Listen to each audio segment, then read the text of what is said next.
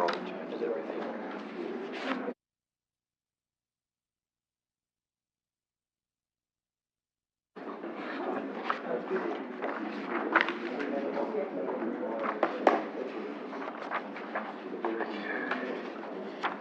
The Back to the Future.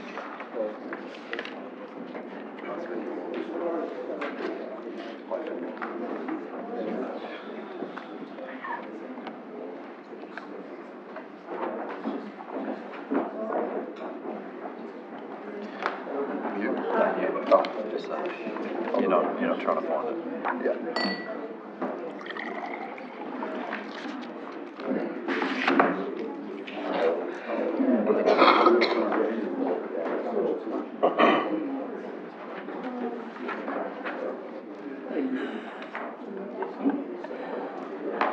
Oh, you are moved.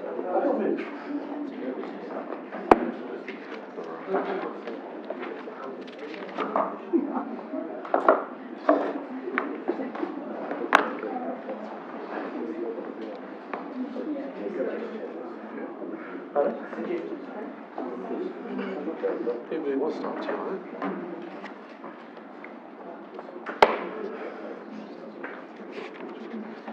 Yes.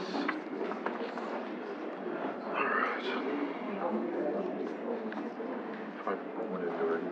Yep.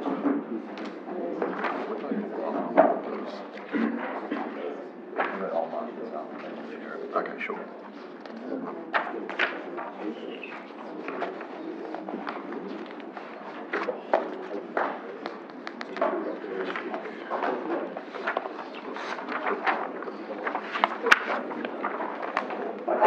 By the way, thank you.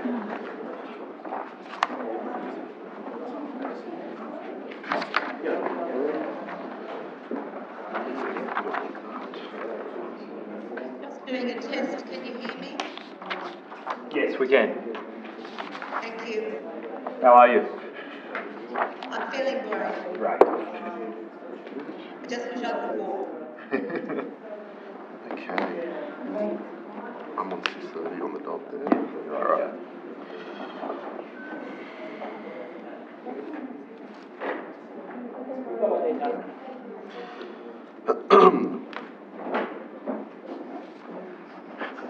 Welcome to councillors, members of the public and staff, present in person, joining online and watching online this evening. The time being 6:30 p.m, I declare the ordinary council meeting of the 26th of November 2024 open. Persons in the gallery are advised that under the Local Government Act 1993, a person may not tape record the proceeding of a meeting of a council or committee without the authority of the council or committee. Tape record includes a video camera and an electronic device capable of recording speech. Mobile phones must be turned off so as not to disrupt the meeting. Anyone, including councillors, found using a mobile phone will be asked to leave the meeting immediately and for the duration of the meeting. An audio recording of this meeting will be taken for minute-taking purposes as authorised by the Local Government Act 1993. This meeting is live streamed on Council's website to allow the community to follow Council debates and decisions without the need to attend meetings in person. Members of the public attending or speaking at a meeting agree to have their image, voice and personal information, including name and address, recorded and publicly broadcast. Strathfield Council does not accept liability for any defamatory remarks or inappropriate comments that are made during the course of a meeting. Any part of the meeting that is held in closed session will not be streamed. Councillors and members of the gallery, please note that the microphone for streaming purposes is sensitive and will record all sounds in the room. The mayoral diary from the 23rd of October 2024, including up to 25th of November 24, and expenses claimed by all councillors has been tabled for your information as per Resolution 14719. Councillors, in accordance with the mandatory provisions of the Model Code of Conduct, I remind councillors of the obligation that you will faithfully and impartially carry out the functions, powers, authorities and discretions vested under the Local Government Act 1993 or any other act to the best of your ability and judgment. moment of reflection. I would now like to ask everyone who is able to stand for the moment of reflection.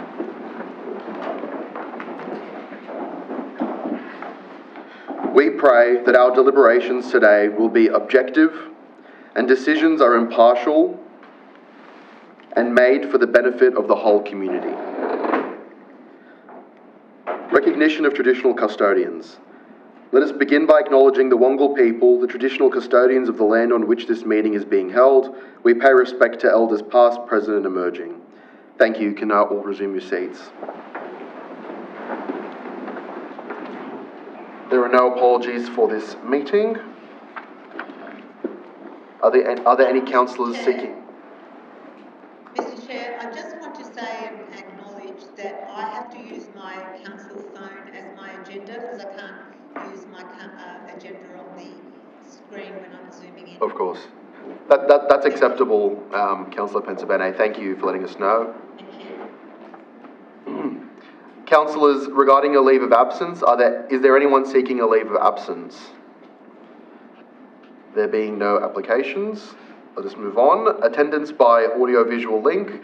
Councillors, please be advised that Councillor Pensabene has written to the General Manager seeking to join the meeting this evening via audio-visual link and has sought to do so due to significant health reasons.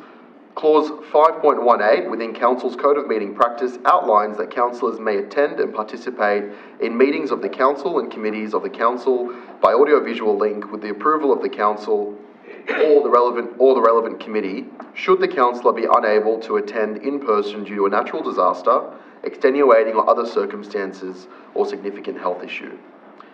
As is required under Council's Code of Meeting Practice, the Council is required to consider this request. I therefore move a motion to approve the attendance of Councillor Pensabene via audiovisual link for this meeting. Can I have a seconder? Councillor Blackmore. Councillors, does anyone wish to speak for or against this motion? I now put the motion to the vote. All those in favour, please raise your hand. I declare the motion carried. Disclosures of interest. Does any councillor wish to make any disclosure of interest?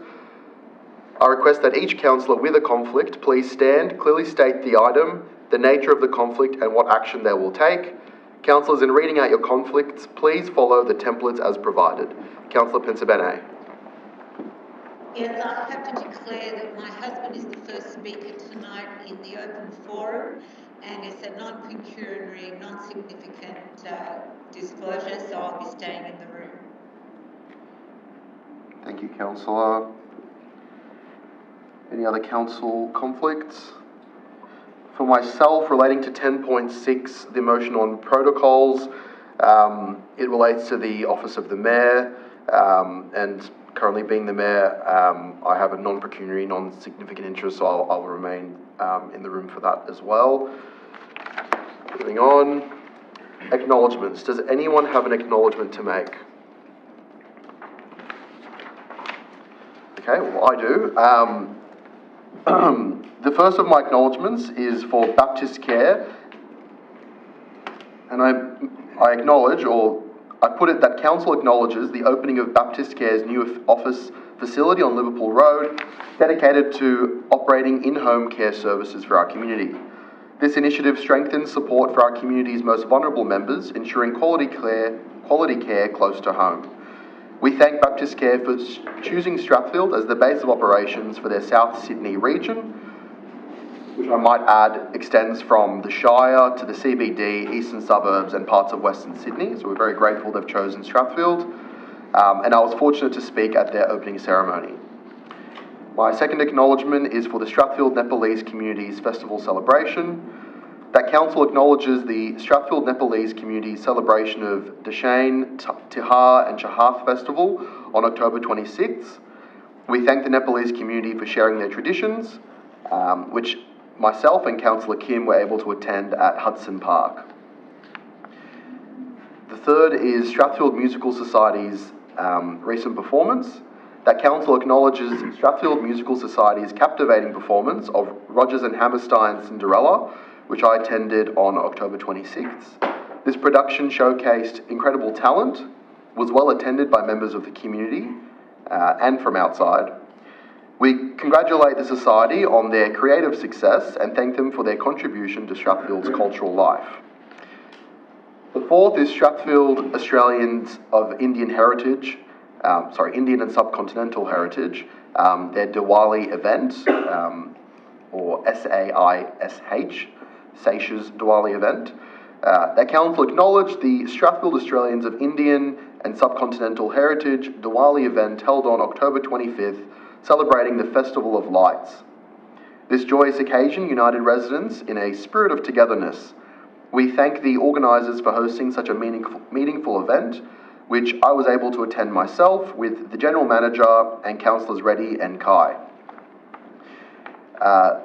My fifth acknowledgement is relating to the citizenship ceremony. That council acknowledges the new citizens of Strathfield, which I was privileged to confer as new citizens on October 29th at the Town Hall. We warmly welcome them to the Australian community and congratulate them on this significant milestone. I was honoured to lead this ceremony, which symbolised hope and opportunity for all.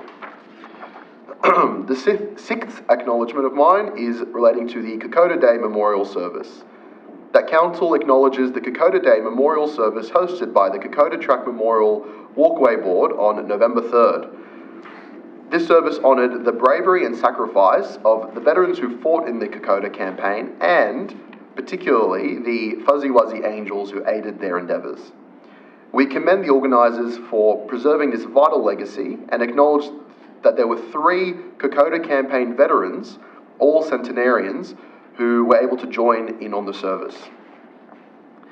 My seventh acknowledgement relates to the David Jones Family Historical Exhibition. That Strathfield Council acknowledges the success of the David Jones Family Historical Exhibition hosted in Strathfield Library's Ironbark Room. We extend our gratitude to the organisers for their dedication and creativity in curating this exhibition, and specifically, I'd like to thank and acknowledge Kathy Jones, Secretary of the Strathfield Homebush Historical Society, for her efforts on this marvellous contribution to our understanding of local history, which was even attended by members of the Jones family. The eighth acknowledgement of mine relates to student leadership elections at the Australian International Academy.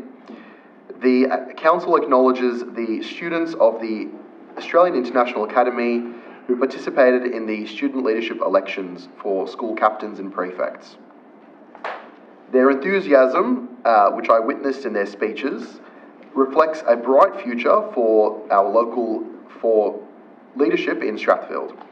We commend Principal Ms. Badria Khair and Mr. Osama Harris for fostering a strong understanding of leadership among students. I was privileged to speak at this assembly. My ninth acknowledgement is relating to the 120th anniversary of the Strathfield Croquet Club. That council acknowledges the 120th anniversary of the Strathfield Croquet Club, celebrated on the 9th of November, with myself, Councillor Kim and Councillor Reddy all in attendance and part of official celebrations, and I note Councillor Kim won our game of croquet. This remarkable milestone reflects the club's long-term dedication to our community. We congratulate them on their achievements and thank the members of their club for their hospitality.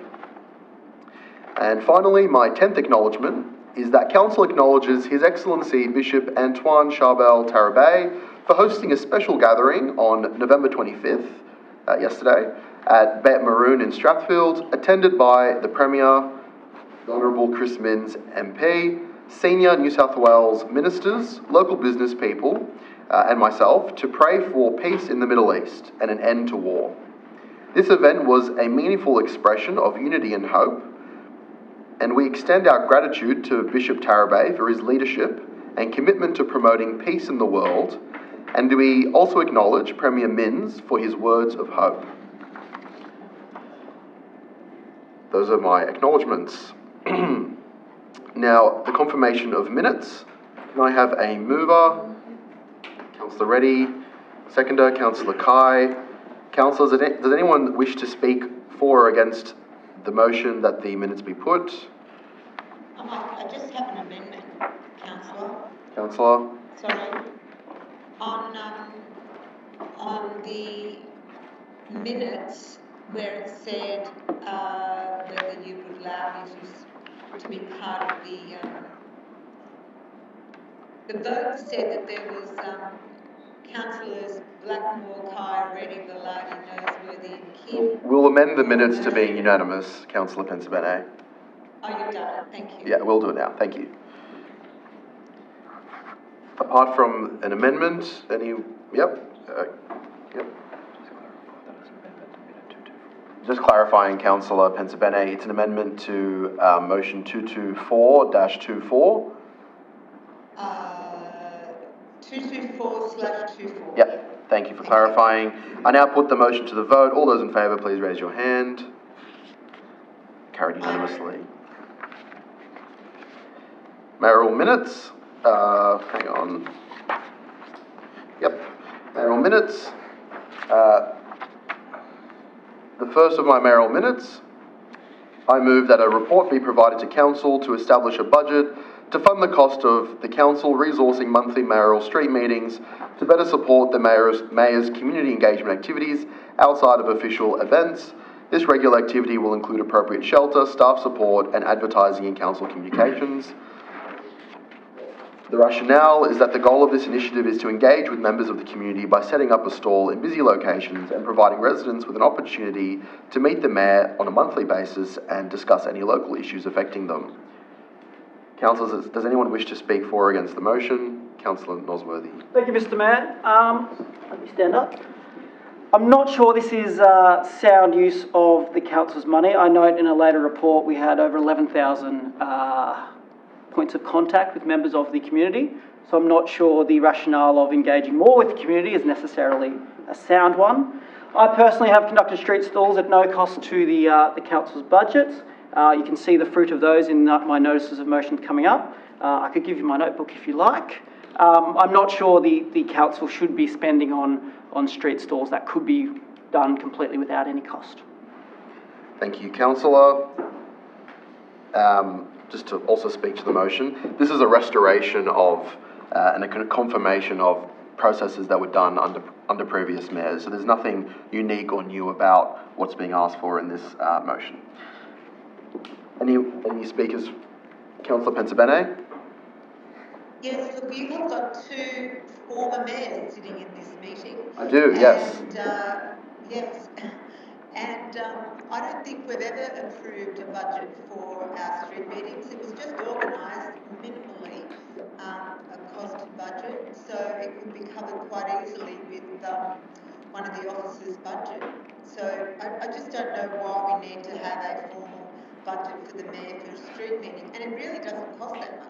Yep. Does anyone wish to speak in favour of the motion? We have two against. Well, I'll speak again in favour. You're right, Councillor Pensabene. There were previous street meetings that were done without a budget actually approved. I'm asking for the same exact circumstances that previous mayors have had. Nothing new or extra, but just a confirmation. Point of order. Yes, Councillor. I just want to double check if you're able to speak twice for the motion. My understanding was there would have to be different speakers. I put the question to the floor. As many times as you I can. put the question to the floor and it wasn't responded to. So you're right that under normal circumstances, when councillors are speaking for and against motions, it's 2 for, 2 against, not a repetition. As mayor, I can speak again, but you're right, under normal circumstances, I did give councillors the opportunity to speak again in favour. It wasn't taken. I took the opportunity. I'm the mayor. Thank you, councillor, for the point of order. But just to finish my point, what I'm asking for in this motion, this mayoral minute, is for a confirmation of a budget, but seeking to do exactly what previous mayors have done without the confirmation of a budget. Thank you, councillors. I now put the motion to the vote. All those in favour, please raise your hand. Councillors Blackmore, Kim, Reddy, Kye and Velarde in favour. Those against? Councillors Nosworthy and Pensabene. I declare the motion carried. My second mayoral minute, that Strathfield Council begins preparations for the upcoming 140th anniversary of incorporation, including that the council, 1, commissions a coffee table style pictorial book showcasing local history, key people and other relevant historical images to be published in 2025, and 2, in preparation for the 150th anniversary, initiates a plan to commission a complete history book about Strathfield to be launched prior to that celebration. Councillors, does anyone wish to speak for or against the motion? Councillor Blackmore. Look, I'll just speak. I do support the motion in essence, but I think there should probably be a point 3, Mr. Mayor. Just because there obviously is going to be a budgetary implication, so I think there should be a report on basically the cost to the council. Yep. There should be inclusive of who's preparing the book. Are we selling? Is the book being sold? How many copies are being printed, etc. That sort of. Thank you, Councillor. I accept the amendment. So I'll move that a report be tabled to begin preparations or to outline preparations, etc., following on as usual. So rather than a point 3, that it begins with a report being requested and continues on. Does anyone else wish to speak for or against the motion? As the mover of the motion, I accept the amendment. Including cost, who, the sale of the book, to be included in the report. And happy to work with governance on wording on that. Sorry. Yeah.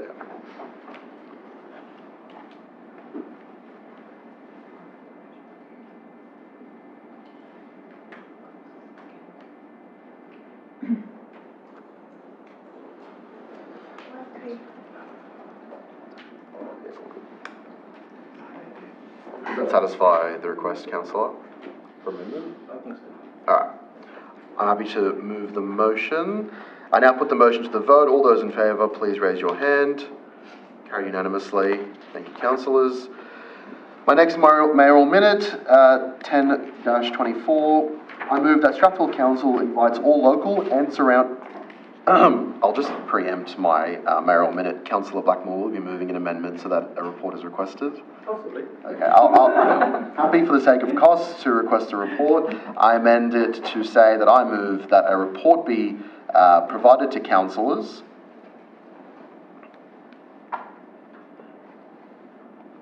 outlining costs and Distribution. this is for the next motion, councillor. Oh, sorry. And maybe administration. Yeah, administration, good point. Outlining costs and administration, where are we on that? That a report be councillors.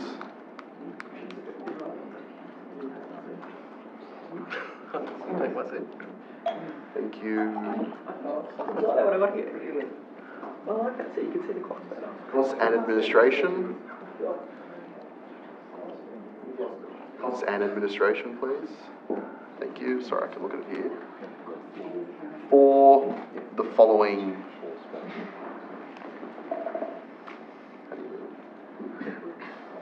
Yeah, you can do it.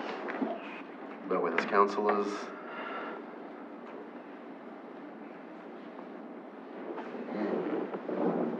And I'm preempting that there's a similar amendment necessary for the following one from Councillor Blackmore, seeking a report on costs.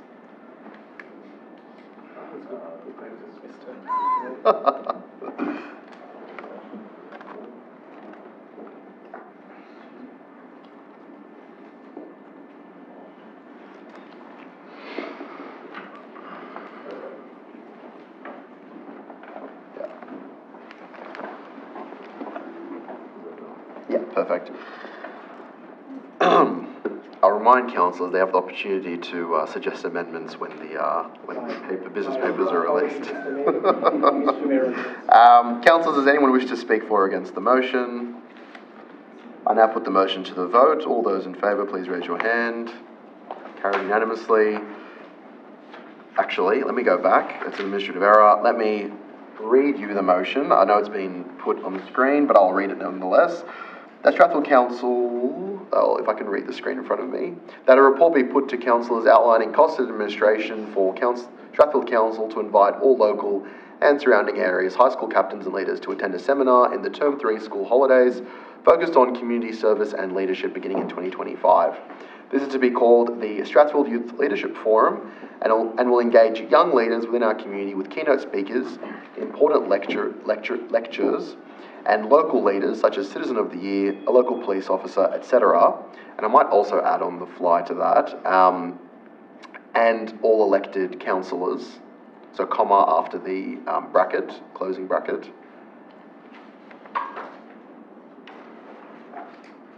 Sorry, leave the closing, etc. and closing bracket, comma. Oh, that's fine, you can, yeah. An Oxford comma would be nice, but that's all right. And all elected councillors.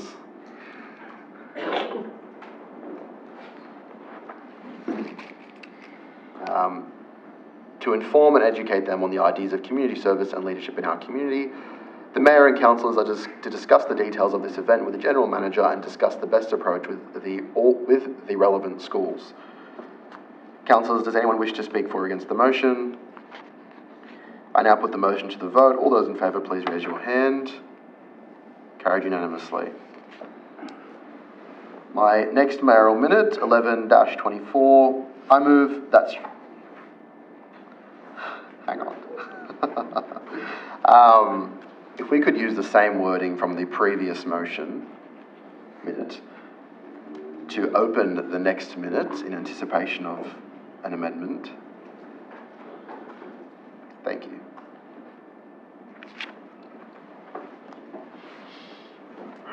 Thank you, Councillor Can I Nosworthy. speak to the motion? I'll read it. Allow you to speak following the motion.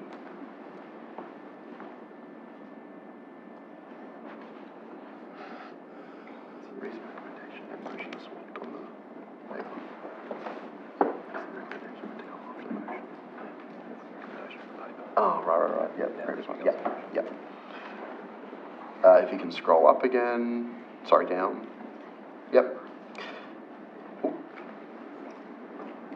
I'll just wait for governance.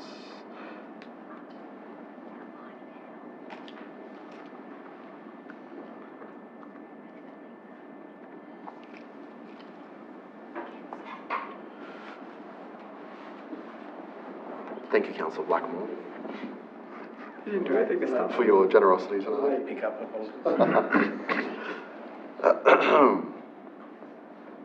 Is governance okay with that? Thank you. All right. I move that a report be tabled outlining how Strathfield Council can support STEM in local schools by establishing an annual School Maths Day on or around 14 March each year, which will include activities and events which promote STEM curricula and rewards STEM skills. This event is to be hosted and run by Council with the collaboration of all local high schools and primary schools beginning in 2025. Councillors, does anyone wish to speak for or against the motion? Councillor Nosworthy. Thank you, Mr. Mayor. I'd just like to put my support behind it. As you well know, I'm a science teacher, which falls under the STEM umbrella. Unfortunately, there is often a shortage of STEM students, STEM graduates. So anything we can do to promote STEM in our community is a great idea and has my support. Thank you, Councillor, and I look forward to working with you on it. Councillors, does anyone else wish to speak for or against the motion? That being the case, I now put the motion to the... Oh, sorry, Councillor Pensabene. Yeah, just to acknowledge, Mr. Chair, that we're very fortunate to have a director in that STEM situation, and she should be part of the meeting. Our current director for engineering and developments is Kathy. Where are you? I can't see Is she in the room? She's at Oh, there you are. You're hiding. And I think she should be a great speaker on the day. Thank you, Councillor. I now put the motion to the vote. All those in favour, please raise your hand. Carried unanimously. Thank you, Councillor Pensabene. And Councillor Pensabene, in the future, if I don't see your hand up on the screen, just feel free to speak up. Okay. Items by exception, so we will go through the matrix. I note, in accordance with Section 13 of Council's Code of Meeting Practice, items can be dealt with by exception and they can be adopted as recommended by a single motion. I note the following items cannot be dealt with by exception, those being CCS 1 and CCS 7.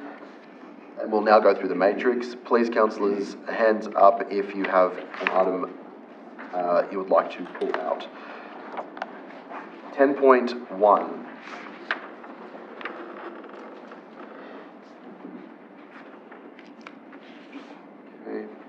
10.2.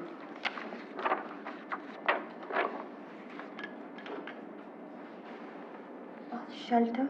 Yep, bus shelter by exception. 10.3. Sorry, to clarify, the ones I'm calling, I will call each of them out, and feel free to put your hand up or call out if you would like them pulled out. If you say nothing, we'll have them we'll have them voted on by exception. There will be an item by exception. So just to go to the beginning, 10.1, the establishment of a cultural arts and performing centre in the Strathfield LGA. Okay, happy with it, very good. 10.2, bus shelter at Pemberton Street and Arthur Road. I will pull it out. 10.3, prioritised crossing on Exeter Road. I will pull it out.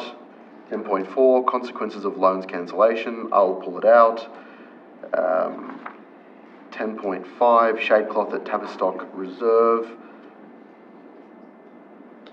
10.6, removing the requirement for mayoral diary and expenses to be tabled at meetings. Out. Yeah, thank you. Thank you, councillor. 10.7, council protocol. We'll pull it out.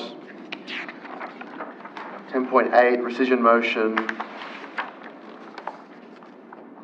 Out. Thank you, councillor. GMU 1, annual report. Great. I'll just say, with the annual report, to congratulate the council officer who put that together. It's absolutely brilliant, and it's succinct and it's transparent. And again, it goes to Kathy Jones, who put so much work into this annual report. And I hope it's passed down to her how much we appreciate her work. Thank you, councillor. CCS 1, we can't pull out. CCS 2, the quarterly budget review. Out, please. Yep. CCS 3, draft terms of reference, out. CCS 4, CCS 5, CCS 6, very good.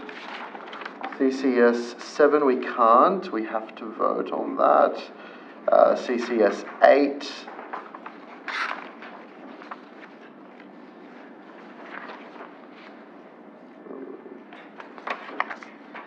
CCS 9, CCS 10, CCS 11, and CCS 12. I'm pulling out CCS 12, yep. Turbo. Yep. CCS 13, PE 1. Yes, Can we councillor. pull out CCS 13, please? Yep. Thank you. PE 1, PE 2, EO 1, I'll pull it out. Sorry, I'll PE 3. Okay, EO 1, I'll pull out. EO 2, 12.1. Sorry, EO2 out. No. Is PO2 out? No, EO2 out. EO2, sorry. Is it out? Yeah, 1 and 2. Okay. Yep. Thank you. 12.1, 12.2. Thank you, councillors.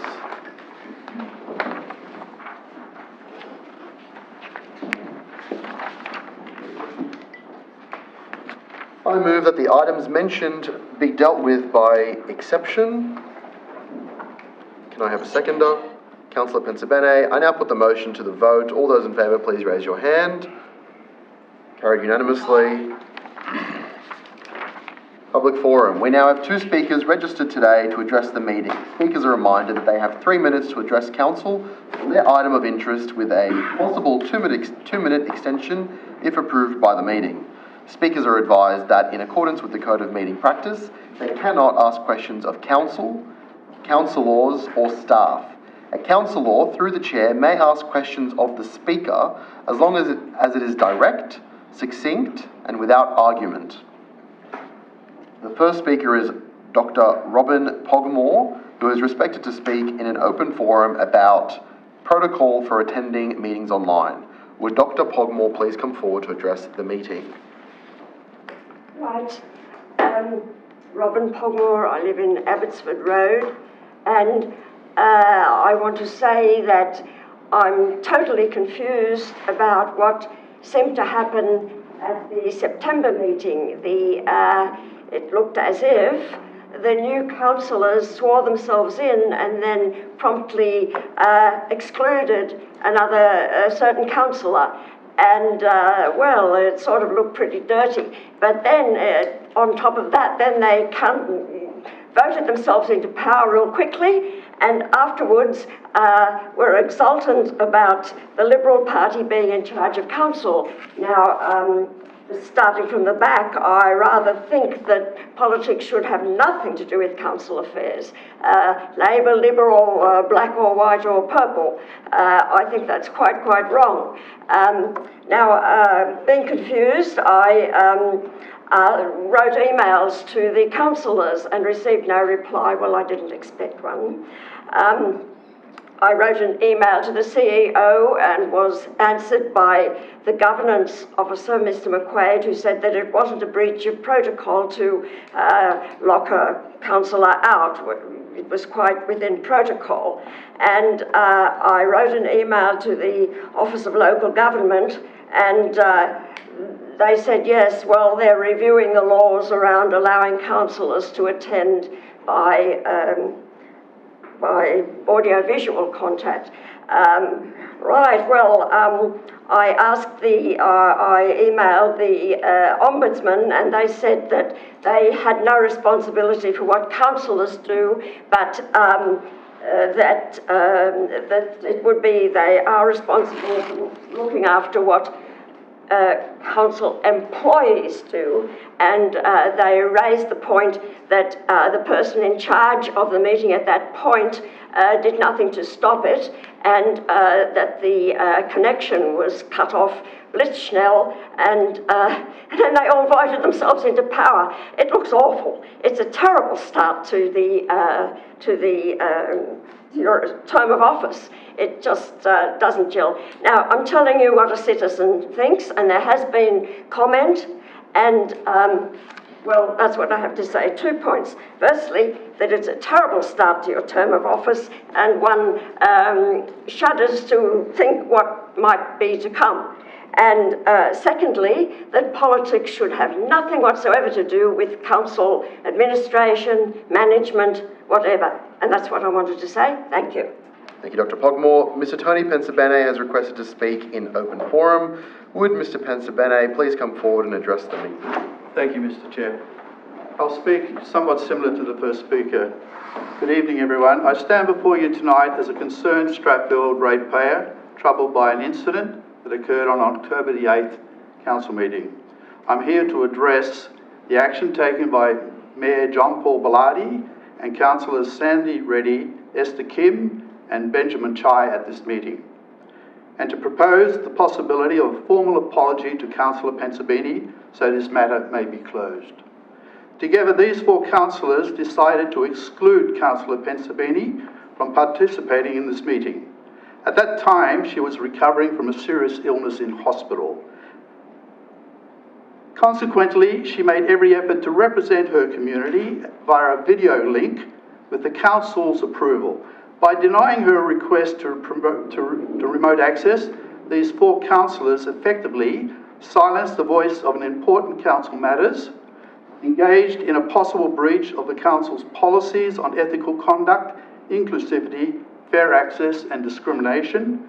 My concern is that these actions may be interpreted by the Strathfield community as being a deliberate attempt to disrespect and marginalise a long-term member of our community, and also demonstrated a complete disregard for the policies that councillors must abide by in order to hold office. Mayor Bellardi's subsequent justification at the Sydney Morning Herald only compounded the issue. To quote the Mayor, "If a councillor was unable to present, involve and be active in the community, they should question whether they should be on council. This is an extraordinary claim to make against a councillor with a decade of community service.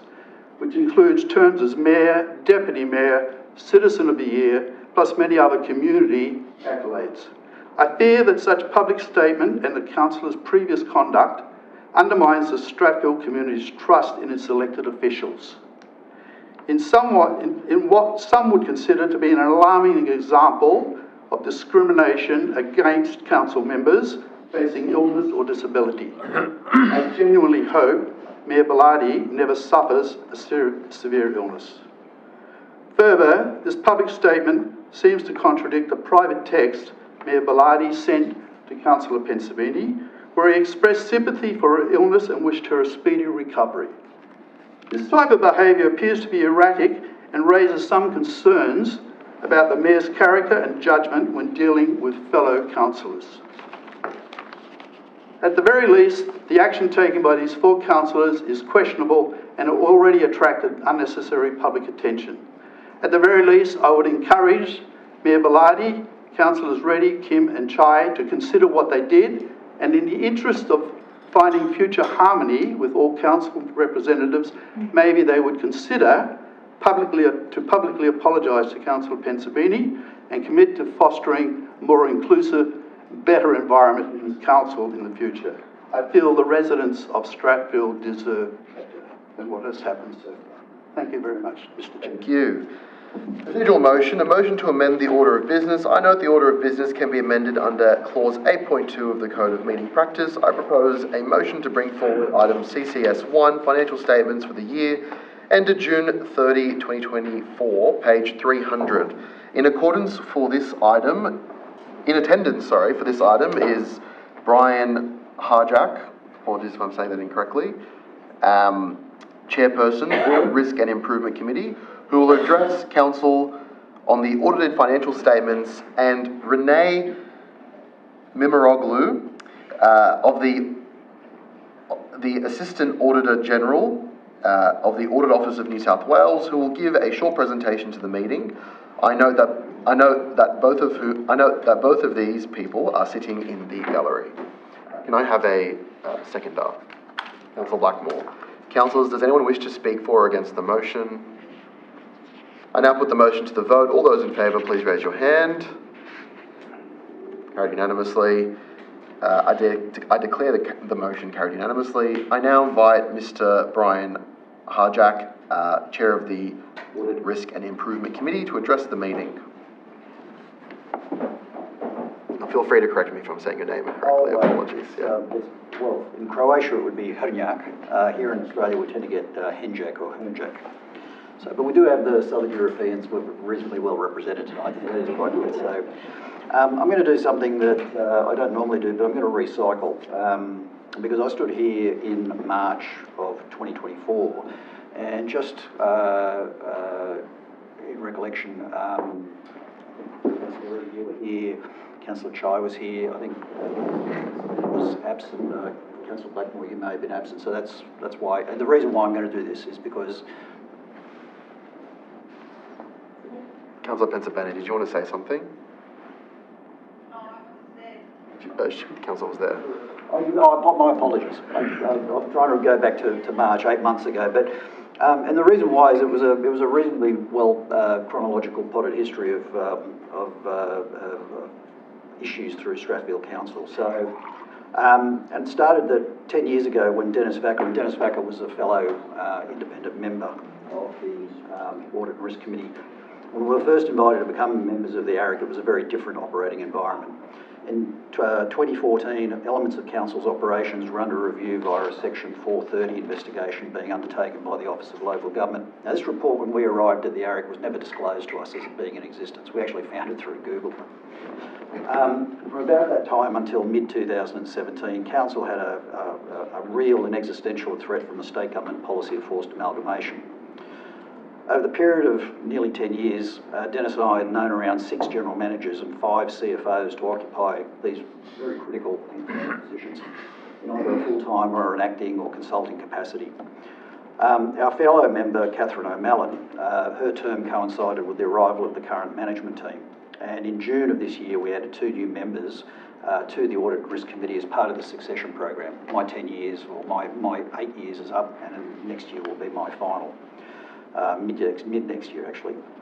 Instability is a difficult environment to foster growth and development of corporate culture. It is generally the AREC's view that Council's current operating environment is the most stable that we've witnessed in the past 10 years. It's therefore timely and of critical importance for the future that Council's senior management team are leading a program of financial improvement.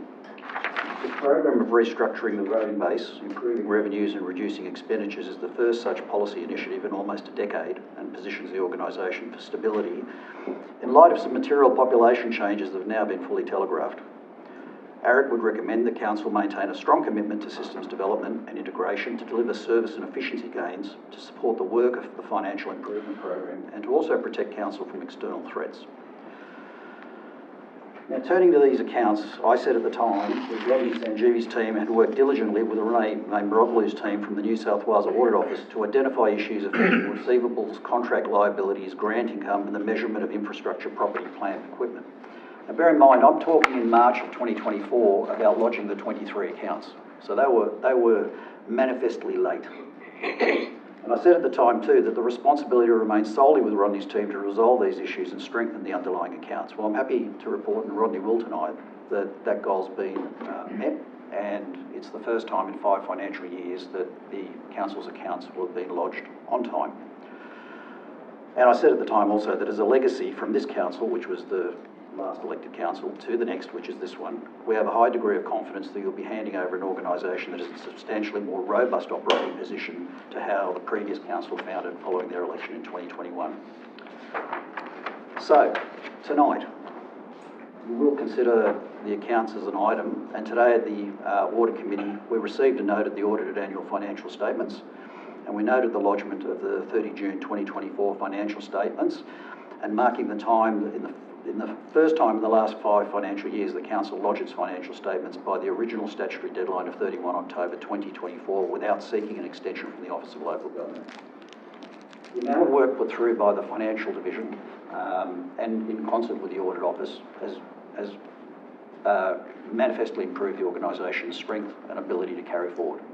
A complete rebuild of the asset register, identification of assets, substantial increases to the strength and quality of financial team, and I believe there's only 2 outstanding positions still remaining in the finance department to fill. That's the state of play as it is today. 8 months later, it's a complete turnaround. Now, the financial issues and the financials going forward, that's a matter for the new Council, and we've had robust discussions about what the Council may wish to do in that regard. But at this point in time, the Council is on a strong path towards financial stability. I'm happy to take any questions that you may have. Questions? Councillors?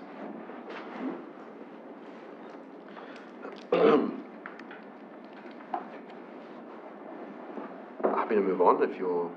Yep. Well, thank you very much, Mr. And I'd now like to invite Ms. Miroglu to speak. Also, feel free to correct me if I'm not saying that. Outstandingly perfect, Thank you. which is very rare, so thank you. Can I ask who's driving that? Excellent. I'll just give you the nod, Mr. Jean. Okay. Well, look, congratulations to the Mayor, councillors, on your quite recent appointment. By way of introduction, my name is Renee Miroglu. I am Assistant Auditor General at the Audit Office of New South Wales, and my role is to conduct financial audits on behalf of the Auditor General, Mr. Bola Oyetunji, who recently visited the council a couple of weeks ago and met the Mayor and the General Manager. So. Next slide, thank you. And I'm going to make you skip the other slide. Next slide. Yep. So in terms, for those of you that don't understand what the Audit Office does, we recently, or quite recently, received the mandate to audit the entire local government sector back in 2016. And what this does is, the purpose of that mandate was to ensure that there is consistency in the way we report on financial audit outcomes. So we are responsible for the audit of the 126 plus councils in New South Wales. And what we do is we audit all these councils, and then we report on the outcomes of the audit as part of our local government report to Parliament. And so we do that on an annual basis. In addition to our financial audits, we actually have performance audits where we look at effectiveness, efficiency and economy of particular functions, organisations, transactions, and our Auditor General recently tabled, or published, I should say, the annual work plan, which is a 3-year work plan. And if any of you are interested, there is a focus in that work plan on the local government sector. Next slide, please. So feel free to have a look. It's published on our website. Key areas of focus going forward, we'll be looking at things like long-term financial planning, climate risk to local government, performance management reporting, and the rest are up on the screen for your information. Okay, so now that was the background, I will turn to the next slide, which is the report on the conduct of the audit. So the Office of Local Government sets out what needs to be reported in the report on the conduct, and so that is what I'm presenting to you today. The most important piece of information I want you to leave with is that we've audited the financial statements of 2024, and as the Chair of the ARIC mentioned, we were able to sign the audit opinion on the 30th of October, which was within the statutory time frame, and that is a fabulous achievement by Council, in particular the finance team. And again, as the Chair of the ARIC mentioned, we only recently finalised the 2023 audit in March, and there was a significant level of clean-up in terms of the financial statements. So I hope you all appreciate the quantum of effort that's gone in by the Council's management team. So, next slide please. Oh, you've got it, sorry, back, thank you. In terms of the income statement, we've got some of the key financial statement line items here that we're presenting to you. Rates and annual charge, there's been improvement across all of those revenue line items as well as the operating result. That last slide item, if you give me, the net operating result before capital grants and contributions is an increase of 22% rather than 2.2%. And that's probably the one line that you can see in terms of what is the true, if you want to call it, underlying result of the council. Because when you have a look at the operating result from continuing operations, that includes generally things like, capital grants and operating grants, and sometimes that can distort the real performance of the council. So the most, I think, important line item is that bottom one, which shows that there has been an improvement in comparison to the previous year, and that could be attributed to a couple of things, one being the higher rates with the SRV, as well as you see the financial savings here, I think, with the council's financial improvement strategy as well. Next slide, please. Okay, so next shows the cash position of the council. So the total cash position of the council is sitting at 62.5 million, but that's not free cash flow. There's components of that cash flow that is restricted, either externally, and so external restrictions, that's money that's been collected by council through things like developer contributions or domestic waste levies, and so this money, which is this year is 37.7 million, is money that is restricted and only can be used for those purposes. And then we see an increase in that as well as internal allocations, which is sitting at 24.8. And the internal allocations is money that has been determined by council policy or decisions. Can be subject to change, but at the moment it's been allocated and approved and sitting at 24.8 million. So if you take those balances away from the total cash balance, you're left with about, there's a dash there, which, because this is in millions, but it's about circa 60 million, 62 million? 62,000, pardon me, $62,000 of cash that is available, free cash flow. Okay, so I just want to point that out. Next slide, please.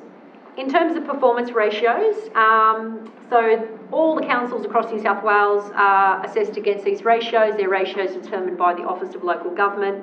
There are two particular ratios that have not been met, one being the operating performance ratio, but in saying that, so the Office of Local Government target is 0%. The ratio for the council this year was 11.5% negative, but it has improved in comparison to the prior year.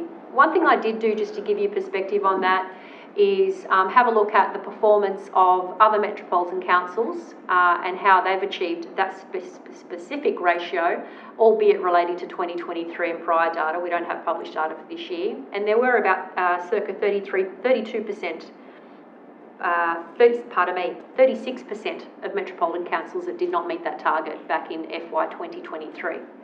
The other target that hasn't been met is the rates and annual charges outstanding ratio. So this pretty much reflects the adequacy of debt recovery efforts and assesses impacts of uncollected rates and annual charges. The Office of Local Government benchmark for metropolitan councils is set at 5%. Council's performance for FY24 was at 6.28%. It has increased has worsened from the prior year, 4.86%. Again, looking at other metropolitan council data, in 2023, 32% of councils did not achieve this ratio as well. The rest of the ratios were met and were well above the Office of Local Government targets. So most importantly, I also just want to thank the General Manager, Michael, and his entire team for the collaboration and support with the Audit Office this year. It was a lot of effort, but I'm very proud of the team here at Strathfield in terms of what they achieved this year. And also, I think I myself, feel a higher degree of confidence in the level of financial reporting that's produced by this council. So, thank you. Thank you very much. Any questions, councillors? Councillor Reddy? Through the chair, I have very basic questions. One is the audit mandatory? Who appoints you, and who pays for you? And do we have options of picking our own auditors, or are you the only company who's doing for the entire New South Wales? Sure. Okay. And, where does the report go after this audit? Does it only come to our council? Does it go to the local government office? Thank you. That's it. All right. So, a couple of questions. Let's see if I can remember them. Who appoints us?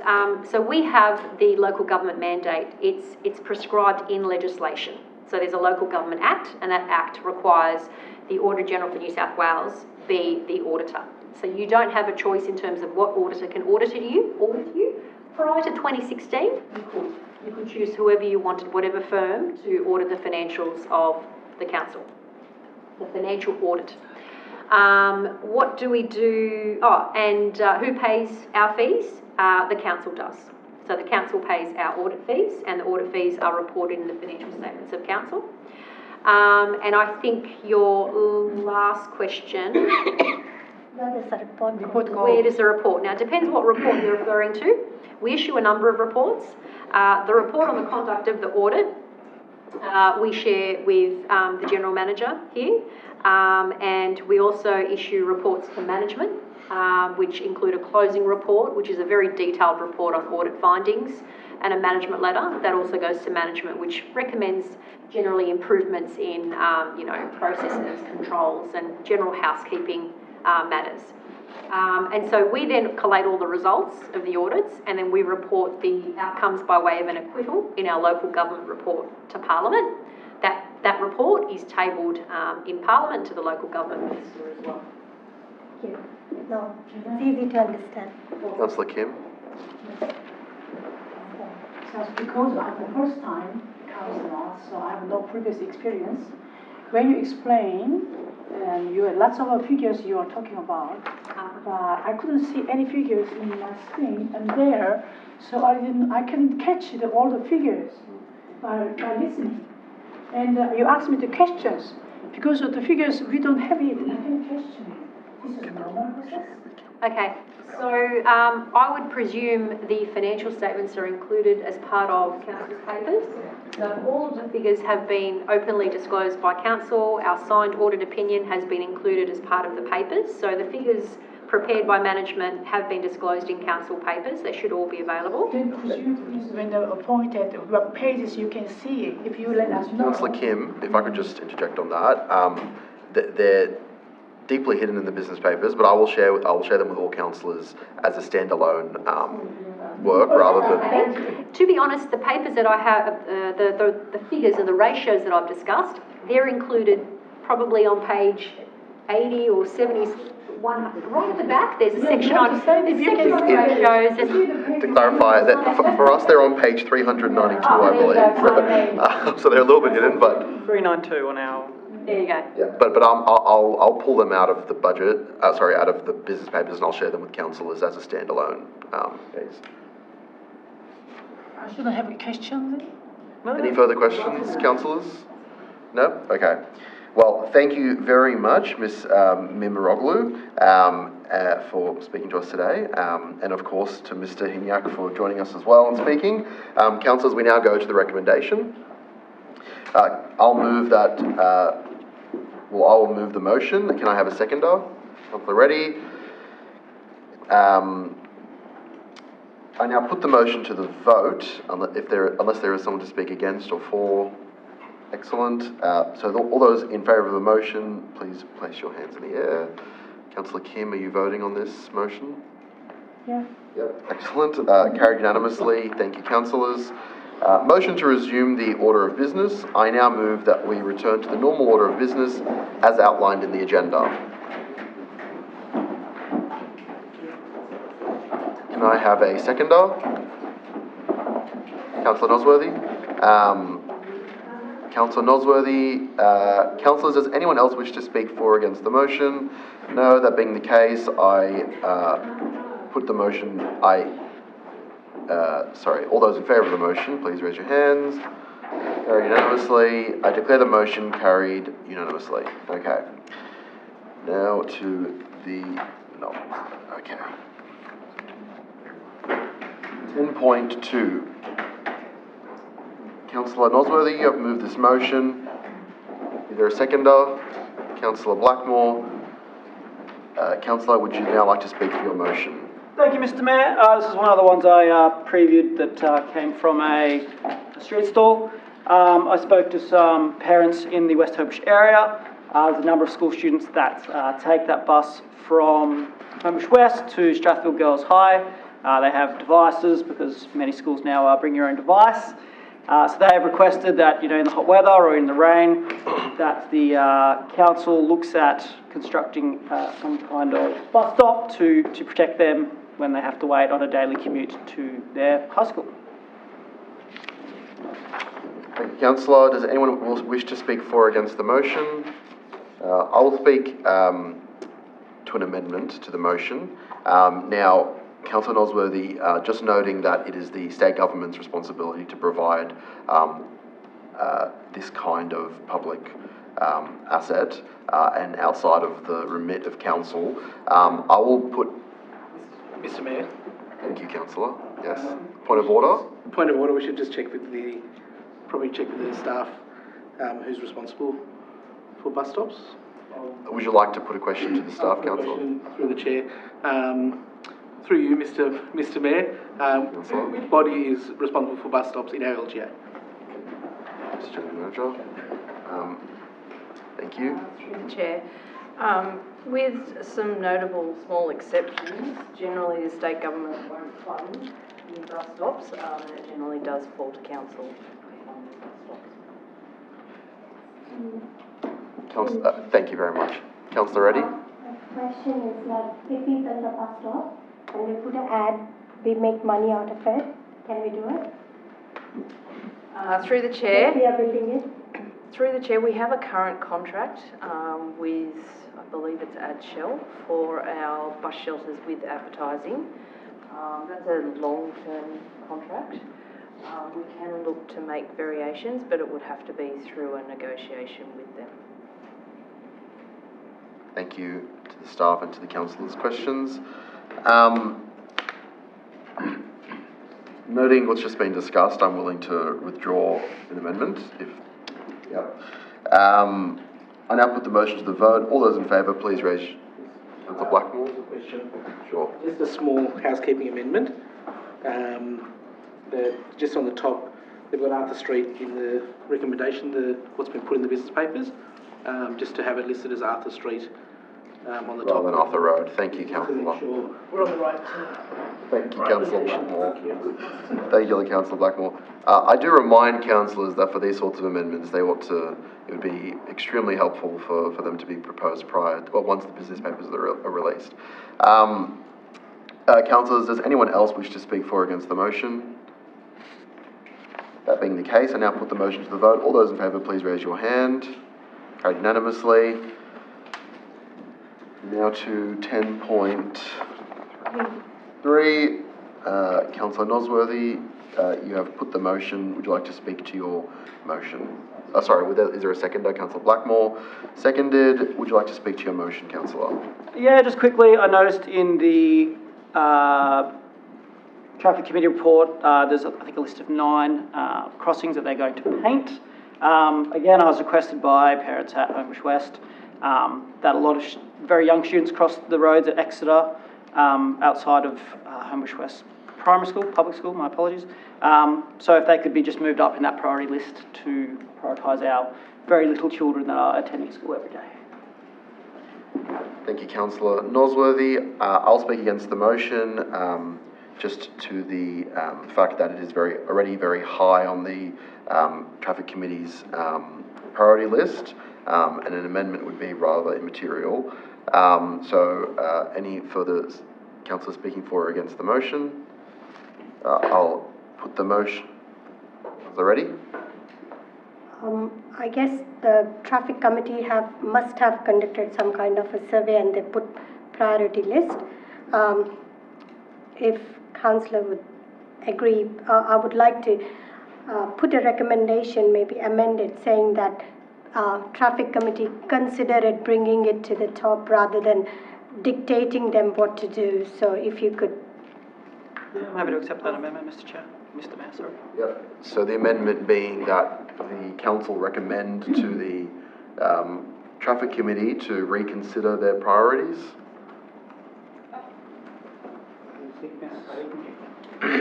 Flippin' Spene, are you speaking to that? No. I think these are open, being prioritised. Sorry, reconsider the prioritising. Sorry, councillor, are you speaking for or against the motion? Sorry, I can't hear you. But yeah. Sorry, just the sounds cut out. Happened with your speaker, Karen? Sorry, 1 second, councillor. I think it's only coming out of that computer. Yeah, I can hear it from out there, yeah. Not if we hear. Whatever the Windows P is for sound. Very quiet. Yeah.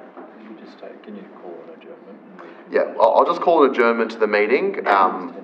Just a 10-minute break to fix some of the technical issues we're having. So the meeting is adjourned for 10 minutes.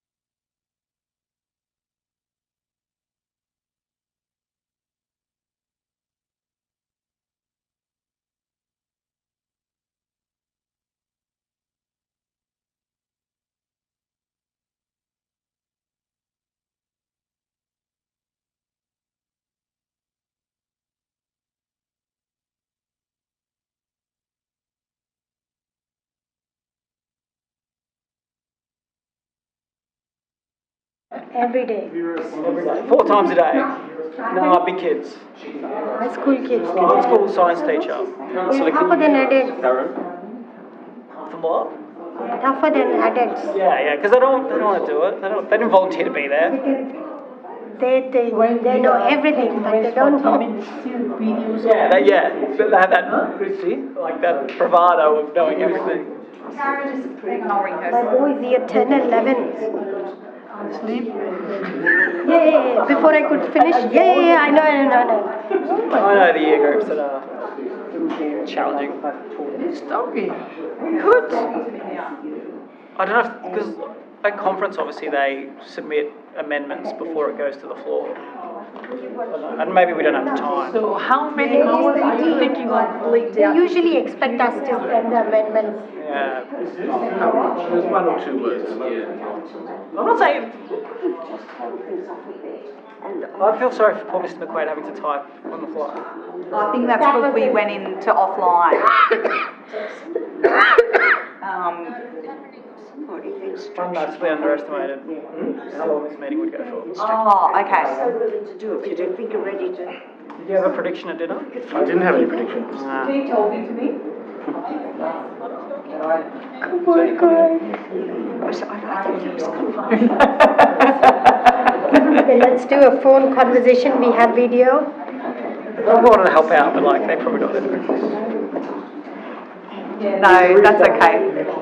I noticed something funny happened with Order here, like I thought it was left to right. No, it's just take the oldest one off. No, I can hear myself talking. Now, the latest one is exactly in front of the main. Yeah, So the old one starts spreading away. Black and white. The main one is there. Mr. Blackmore. And Miss Pensylvania.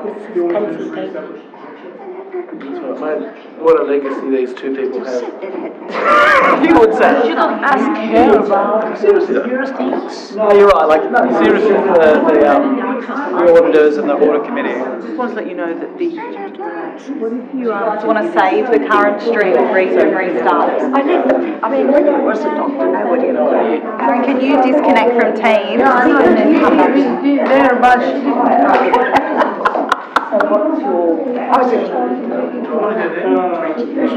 Swap room. audit. You know, audit here. Things, you know, writing articles. Because I'm just a bachelor. I'm trying to work out where I want to sit. I have to go back on the street. Oh no, I won't be. I'll only be on one. I'm out. Here, I don't know. Well, she's coming back. That was funny. I mean the title here. Yeah, that's what I'm saying. Management unit, G manual report, G will say planning environment.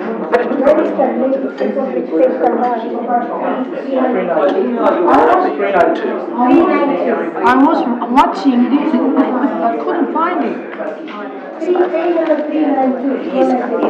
you know the teaching fraternity? Well, it's a bit like the election. We can use another provider. Oh, so she's on. Makes us do it. Next time we're using Blackmore Election Services. Yeah? One appointee there. Permissible income for general right, this was in which one? CCS one? CCS one, so let's go back to CCS. At the end, I keep it's not connected. 100. I mean, all this report, when it's presented, at least can say that you can see page 393 is very kind suggestion. There is kernels, they come here only for half an Nice to walk through it. Well, there were never any posts to say keep out, but Everybody can read, even you read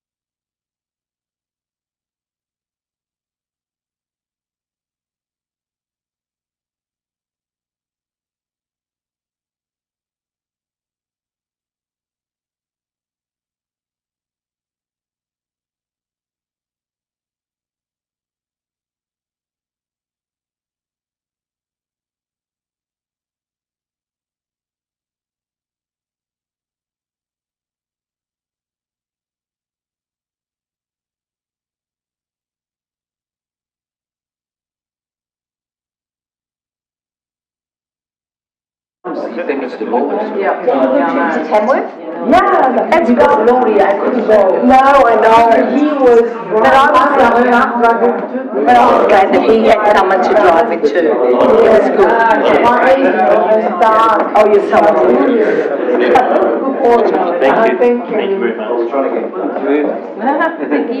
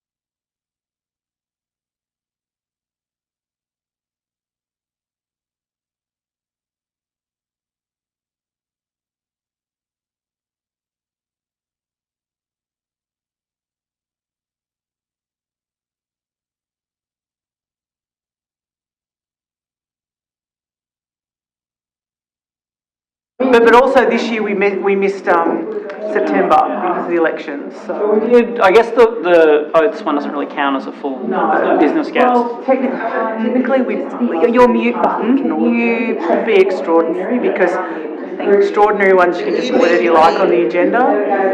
Whereas this one we sort of think some minutes or something. Yeah, it's a bit like that. So you should have had a half meeting. But, so you're gonna have your 10 meetings. We'll get them as soon as you can. Too many meetings there. Too many? You have to have 10. You have to have 10. Where can you walk? You can stay home and do it online. Aaron? As long as everyone votes for it. Aaron, can you talk again? Just say the Oh, yay! We're good. Thank you. That's okay. You cannot leave the room. I think you can't leave the room. Chrissy, you have to make him stay. Let's finish it. Let's do I it think he has fast. to stay, otherwise I'll put him on full. He's staying. Are you?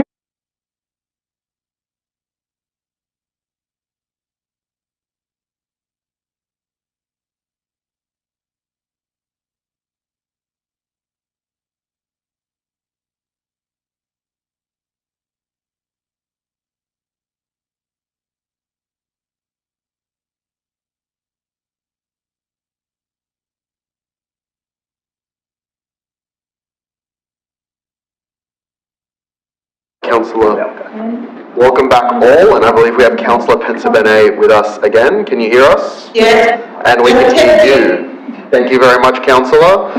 So I reopen the meeting, and we will... Something has occurred.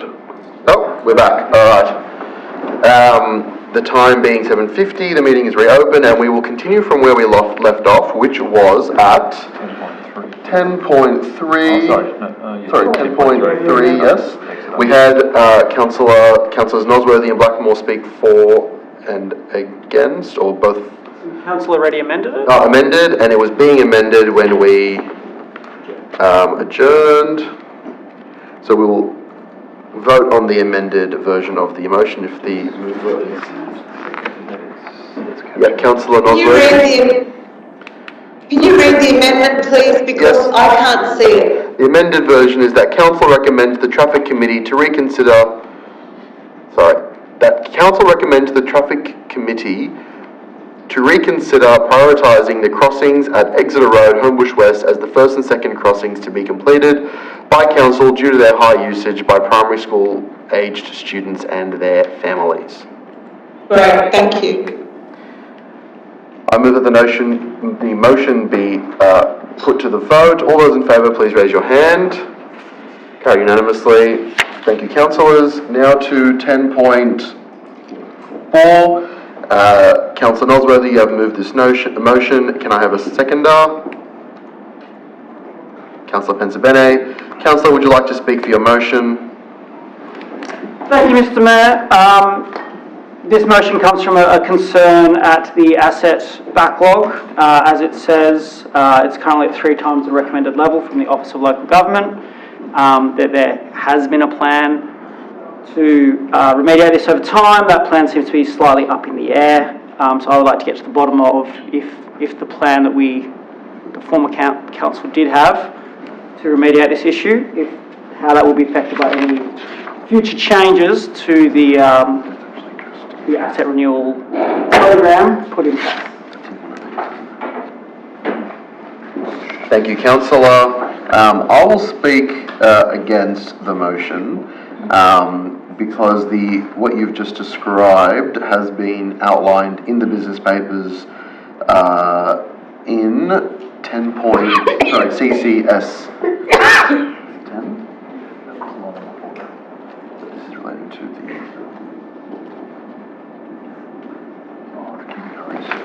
Sorry, councillors, bear with me as I refer to the correct point. Yes, so that will be debated in CCS 2, which has been pulled out. So we will get to the quarterly budget review statement, and that deals with actually everything that's been put by Councillor Nosworthy. Councillor Nosworthy. Just a question through the chair. My understanding was that's a backward-looking review rather than a forward-looking plan. Yes, because the loan to be adjusted in that is to do with the current financial year, which this does cover, or this quarterly budget, I should say. And so there are amendments to that in CCS 2. Correct me, General Manager, if I'm wrong. There are amendments to the quarterly budget. The current budget in the quarterly budget review in CCS 2, which will be debated later in this meeting. Thank you. Councillors, does anybody else wish to speak for or against the motion? I move that the motion be put. All those in favour of the motion, please raise your hand. Oh, sorry.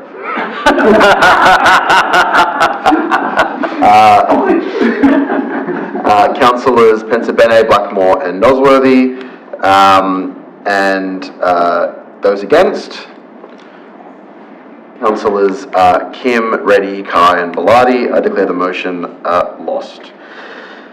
Now to 10.6, remove the requirement for mayoral diary and expenses to be tabled at meetings. Councillor Blackmore, you've moved this motion. Do I have a seconder? No.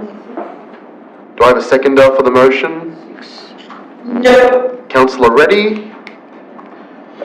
Councillor Blackmore, would you like to speak for your motion? So I move it as written. This is just a bit of general housekeeping, as a couple of other things in there as well. To be frank, this report actually came to council and started being tabled at meetings because of a motion that was put up by myself and another councillor. At that time, to be frank, it was politically motivated because there was a change in the mayor. I think that sort of politics, Strathfield Council has changed, and there is a nice new fresh team of councillors, and I think that the diary should be available anyway, and it is available via GIPA anyway if anyone really wants to know what the Mayor's doing, as the expenses are also reported as well. So for staff to prepare this and report it, I think, there was a bit of a thing of, let's see what's in the Mayor's diary and catch him out and this sort of, rubbish politics. Or her. And there's not a place for it in council. The diary is available. Any authorities that want to access the Mayor's diary, I'm sure probably, already have the access anyway, or have the ability to do so. So, rather than having that sort of negative vibe in council, I thought it was just something that a useless thing which was done for a political purpose and probably should be removed. Councillors, anyone wish to speak for or against the motion? Councillor Reddy? I didn't intend to say anything to you, Mr. Mayor, but I think there was a purpose for us to put this motion up and put the diary for timetable and expenses, and it's easy access. It doesn't take much of the council resources, and the main motivation of it was to be transparent and accountability of the councillors and the mayor. If I want to check where you have been, what you have been, being my friend, fellow mate, you might say it, you might not say it, but I can access it through the general manager, which puts a lot of pressure, time consuming, and all that stuff where it is not necessary. Just putting a couple of sheets on the table is easy. Tomorrow I'm going to be a mayor, and day after somebody else will be the mayor. So I'm accepting. The deal's been exposed. I want the things to be transparent, and I do support having the mayoral diary and expenses put across the table. Thank you, Councillor. Councillors for or against to speak? Councillor Pensabene, did you want to speak? Could I just echo Councillor Reddy's saying that openness and transparency is exactly what our community wants, and if we take this off and we get another dodgy mayor, we'll have to put it back in. Thank you, And that Councillor. will happen any day, and I'm not saying you're dodgy. Thank you, Councillor. But I'm just saying that if it's there, it's there, and I think it's very appropriate to be transparent. Noting the frequency with which the emails do go out to all councillors. That's an excellent one. Okay, thank you. Sorry, apologies. All right, so councillors, does anyone else wish to speak on this? No, that being the case, I'll put the motion to the vote. All those in favour, please raise your hand. Those against? Councillors Nosworthy, Bellardi, Kim, Pensabene, Kai. Is that everyone? Yep. I declare the motion lost. Now 10.7, Council Protocol. Councillor Blackmore, you have moved this motion. Can I have a seconder? Councillor Reddy. Councillor Blackmore, would you like to speak for your motion? Rescission. now. Protocol. Okay, because the 3 I'll move the recommendation as written. Through the chair. Sorry, you're incorrect. Point of order, Councillor Pensabene. You're at point of order in the code of meeting practice. Are you allowed to talk about a rescission?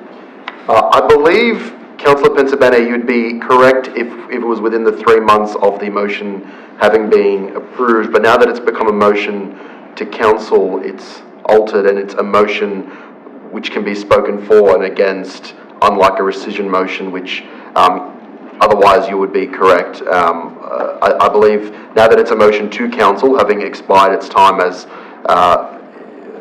after being eligible to be rescinded, it's now a motion to reverse a previous decision, so overruled. So is that being 12 weeks? Can we have clarification from governance? Through you, Mr Mayor, yes. So when Councillor Blackmore put forward the motion, we've checked it to check whether it needed to be rescinded or whether he would have to put up another motion. And just to clarify, what I've said is Yes. correct approach? Yes, Mr Mayor, that's correct. Okay, thank you. So point of order overruled. Councillor Blackmore, if you can continue, and the time resume. Okay, I move the recommendation as written, and again, this is another somewhat politically motivated protocol that was put in place. At the time, it was, I think, discussions amongst the councillors was that they wanted to know everything that Councillor Pensabene, our former mayor, was doing, and it was again. Point of order, Mr Mayor. Councillor Pensabene, your point of order. I want to know what I've been doing. I want to know where that statement came from. Councillor Pensabene, do you have a particular point of order you're putting forward? I can't remember the number, but you can't claim that someone said something about you if you haven't got any substantive evidence. Thank you, Councillor. I'll take that as a comment on what was being spoken about. Continue, please, Councillor Blackmore. Thank you. We now have staff that sending out an email every single time there is a event that you go to, whether it's a council invitation or not. Personally, we now have just voted to keep the diary anyway, so there's no need for this doubling up on this as well, and a waste of council staff time. In relation to a couple of the other items, just about what's on what documents and things like that, we actually do have a media policy which actually dictates what goes out from the Mayor's office and what goes out from the operational matters of council. Councillor Pensabene, apologies, I don't recall which of the 2 or 3 councillors raised that with me at the time that it got passed. I wish I could recall it, and I can't. Yeah, it was politically motivated, Councillor Pensabene. You might not have been aware, but it was at the time and it should be removed. Thank you, Councillor. Councillor, speak for or against. Councillor Reddy? Yes. And Councillor Pensabene, for or against? Are you speaking I am for it. You're for the motion. So Councillor... For the motion. Okay, Councillor Reddy. So I would like to speak against the motion. It was not, number one, it was not politically motivated. People brought this policy in, belonged to 4 different political parties, and people who didn't vote for it were not available to vote. So maybe if they were there, they might have voted. Does it suck up the council resources a lot? No, it doesn't. Do you want to report? The question through the chair. Councillor Blackmore, if we can... It's my 2 minutes. Councillor finish what she's saying and then we can do the question. It doesn't harm anybody, it doesn't target anybody. Whoever is sitting in the mayor's chair, it's not even targeting the mayor, it's just a normal protocol. Tomorrow, getting any information, chasing someone, why do we need to chase someone? I'll come in the same one. It's just like something as long as you don't have a problem that we shouldn't know, that's where we'll get into conflict. I don't want anybody to know whom I'm meeting, where I'm going, or else I don't think this was one of my inputs as well in this protocol, and I would like it to stay, only to maintain the transparency and accountability of all the staff all the elected members. That does not limit to mayor. Thank you, Councillor. Councillor Pensabene, speaking for the motion. Yes, thank you, Mr Chair. This motion was put up by a councillor who had a problem with what the mayor was doing. She wanted to know how many times the mayor went to the toilet after breakfast. That's how many things that she wanted to know about the mayor. She was so dead set against anything the mayor did or went or represented the council at any stage. So she put this motion up when I wasn't Sorry, available. Councillor Pensabene, we have a point of order. Councillor Reddy, point of order. When someone is not present, We're not taking the names of anybody. Sorry? Who said what here and says, I don't think it's Councillor. appropriate for this council to discuss. Thank you, Councillor. I'll take it as an act of disorder according to the Code of Meeting Practice. Councillor Pensabene, please refrain from making personal reflections on what was done. Thank you. Councillor Bellardi, I didn't say the name of the councillor, so no one would have known which councillor it was. So, yeah, so I would be voting for this because it's absolutely ridiculous, this motion that went through on the August 13th when I was in ICU fighting for my life. Thank you, Councillor Pensabene. Anyone against the motion? I'll speak against the motion. Just to echo what Councillor Reddy has stated, I also agree with the need for transparency on council and being subject to the emails that flood your inboxes with my activities. I don't mind you knowing where I'm going and what I'm doing. I have declared the potential conflict of interest there, but nonetheless, I think we should maintain this practice. However, I will suggest an amendment to the mover of the motion, if he's willing to accept it, which is maybe to have a collation of the week's activities rather than each activity going out. It does not speak only about the activities, if you have read the motion properly. I'll withdraw the amendment. I'll put the motion if there's no one else speaking for or against. I'll put the motion to the vote. All those in favour, please raise your hand. Councillors Blackmore, Nosworthy and Pensabene. And those against? Councillors Kim, Kai, Reddy and Bellardi. I declare the motion lost. Now to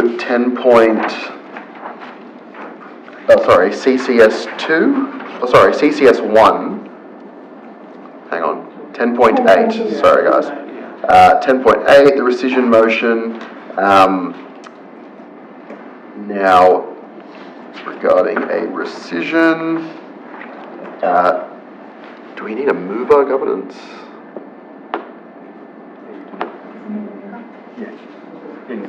Yep.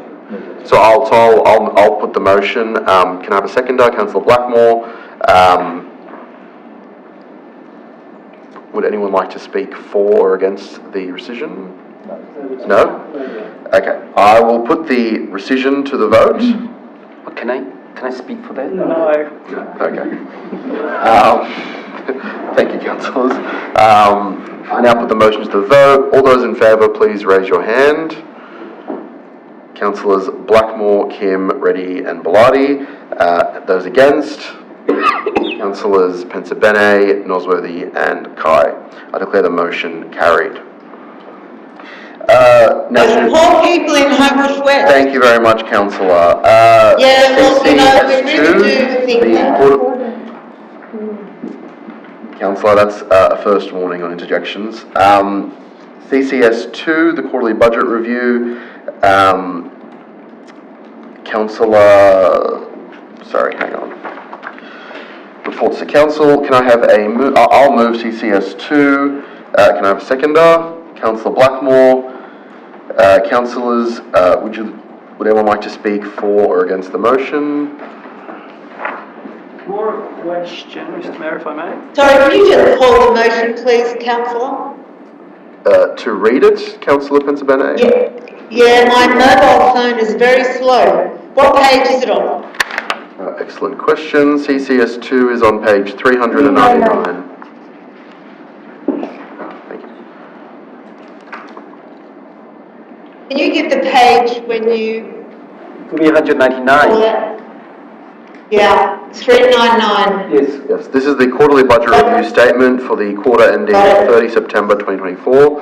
Councillors, do I have a speaker for or against the motion?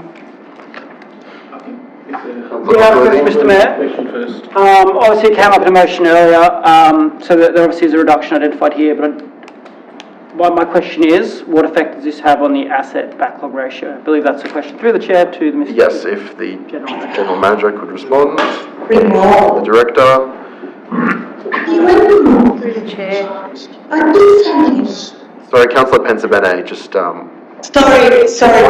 we can hear everything you're saying. Thank you. To the Director. Through the Chair, if we reduce our renewal funding, it will increase the backbone ratio. Thank you. Councillors, questions for, sorry, to speak for or against the motion? I just have a question first, through the Chair. There was a few items, if we can just scroll down, please. Page 400. This one? Yeah, I think it's page 400 at the bottom. But I think The itemised list of projects. Yeah, that's Big table. it's one of these ones, I think. But yeah, this one, yeah. Can we scroll down to the table, please? On page 400, I believe, is what we're yep. So my question is just in relation to, there is a couple of items on there, which I think sort of are, line marking renewal is a thing that we shouldn't be taking funding from. It's a safety thing on our roads. Traffic facilities renewal, which is again about safety things on our streets. The other one is the Madeline Street works, which has been in the discussions for quite some time about closing off this interface basically between the industrial and the residential areas. My question is, if I want to include those those projects in the quarterly review, actually keep them in our budget, what other program is it possible to remove that amount of funding? So you've got $550,000 from any other item in that project list. Through the Chair to the Director, Councillor. Through you, Mr. Mayor, I've been through the SRV funded capital works program. With a very close eye to looking at prioritisation and what we feel could and can't be removed. These were the ones we felt could potentially be deferred. I wouldn't like to swap these out for other projects which are currently proposed to be funded this financial year. Councillor Blackmore. Sorry, just another question. I just want to get some clarity on the floor for all the councillors. In relation to the town hall renovations, that was originally budgeted at $1.5 million, I believe. We've now got, I believe, $700,000 reduction. The balance of the funds, what is that covering? Through the Chair, the balance of the funds is predominantly to renew the lift. So the current lift is at the end of its useful life, needs to be replaced. We need to do some other minor renewal works, and then we're proposing that we could defer some of the other works to future financial years. Councillor Blackmore. Yeah, similar question through the Chair to the Director in relation to the traffic facility renewal. So again, what projects are now not going ahead under this proposal? Through the Chair, if we don't proceed with it, or if we remove $250,000 from the traffic facilities renewal budget, the projects that would be deferred are a pedestrian refuge at Arthur Street near Fraser Street, a pedestrian refuge at Homebush Road near Alveston Street, a pedestrian refuge at Arthur Street near Francis Street, a roundabout at Barker Road and Chalmers Road, and a median at Redby Road and Chalmers Road.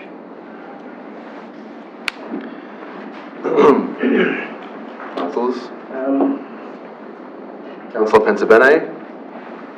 Yes, I can't hear any of Miss Kathy Edwards, her answer. I only heard the first two words.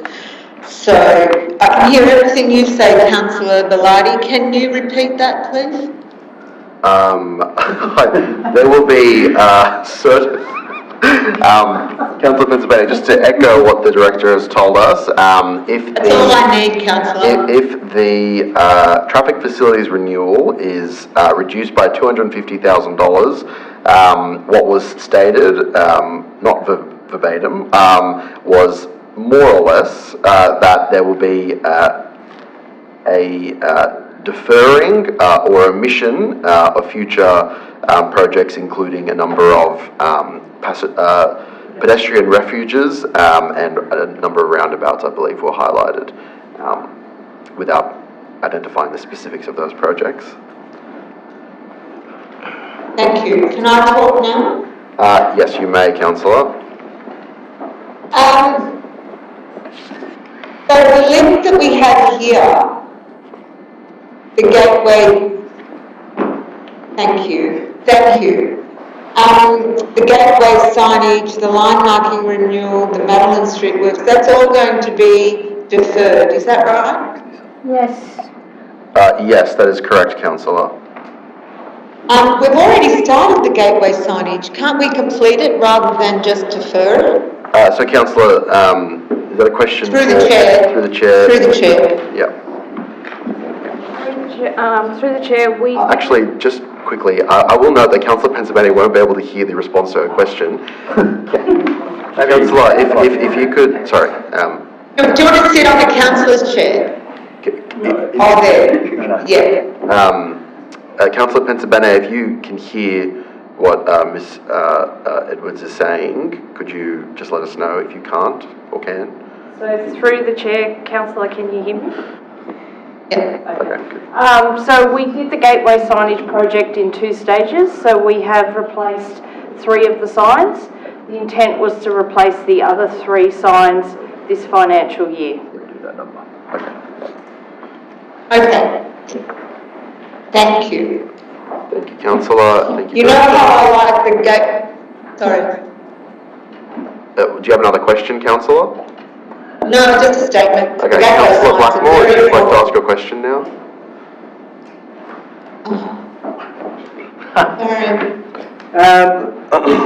Just a question through the chair. The lift in this building, which is to provide access for 10 meetings a year, what's the cost for that lift? If it's past its life, is it? My understanding is it works, but is it past its life? Is it working? Which I understand it is. From using it, I don't know if I'll get trapped in there next time. But how much is that? Does that cost? And how is that a priority over the stuff that's actually on the streets? That's more safety for our residents. That's what I. Thank you, Councillor. To the Director, if you could speak again from the, so that Councillor Pennsylvania can join us for this meeting. Sorry. That's all right, Councillor. I'm trying to accommodate to you. See how generous I am. Thank you. Through you, Mr. Mayor. So the lift would cost about $500,000 to replace. It needs to be replaced for 2 reasons. It doesn't meet the current standard, but also we have had it fail on a number of occasions, and I really wouldn't like someone to get stuck in there. Sorry. Yeah, Councillor Blackmore. Working out an amendment. It just on. Mr. Mayor? Yes, Councillor Pennsylvania, if you'd like to ask the next question. No, I'm just saying I keep losing you. You go in and out of sound. All right. So keep going. Keep going, don't worry. Okay. Councillor Blackmore, if you had an amendment, I'll just fill in the gaps, Councillor below. Okay. Thank you, Councillor Pennsylvania. Would you like to work with the CFOs in the room to maybe work on an amendment there? Look, I think Mr. Mayor, I'm happy to put forward an amendment. Yes. I'm happy to put works back into the program, but I am aware of certain other councillors in the room's preference to not put them back in the program without removing something else. So I'm just making a statement that I'm trying to figure out where we work that out.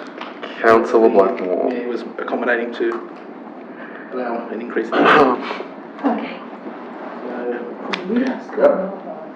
yes. So I might just quickly call an adjournment of the meeting, just a 10-minute adjournment to discuss a few matters. Thank you. thank you.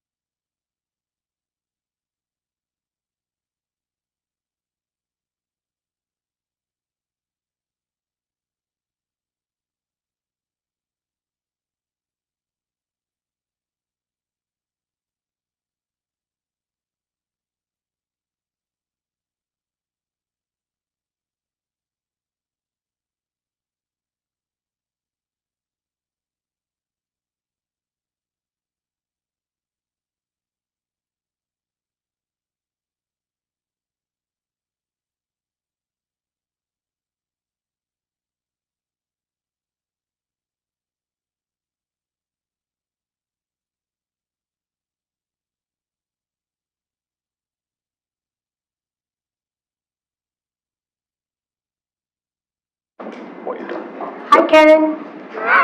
Hello. Hello, Councillor. Can you hear me? Yes. Hi. Very good. All right, I open the meeting at 8:33. Councillors, on the motion CCS2, what's been amended in the recommendation is that, where are we looking? Bear with me. Is that the motion, if we refer to the project table, what's being taken out of the project table in the motion is the line marking renewal, the cost of the traffic facilities renewal, and the cost of the traffic facilities renewal, which are to remain in the budget, although they're reflected in the table. Councillors, would anyone like to speak for or against the motion? Councillor Pensabene. Yes, through the chair to the General Manager, correct me if I'm wrong, Mr Memo, but didn't we pass a motion last council to borrow $5 million to get all these works done?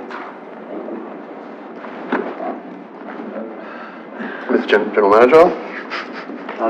Through you, Mr Mayor.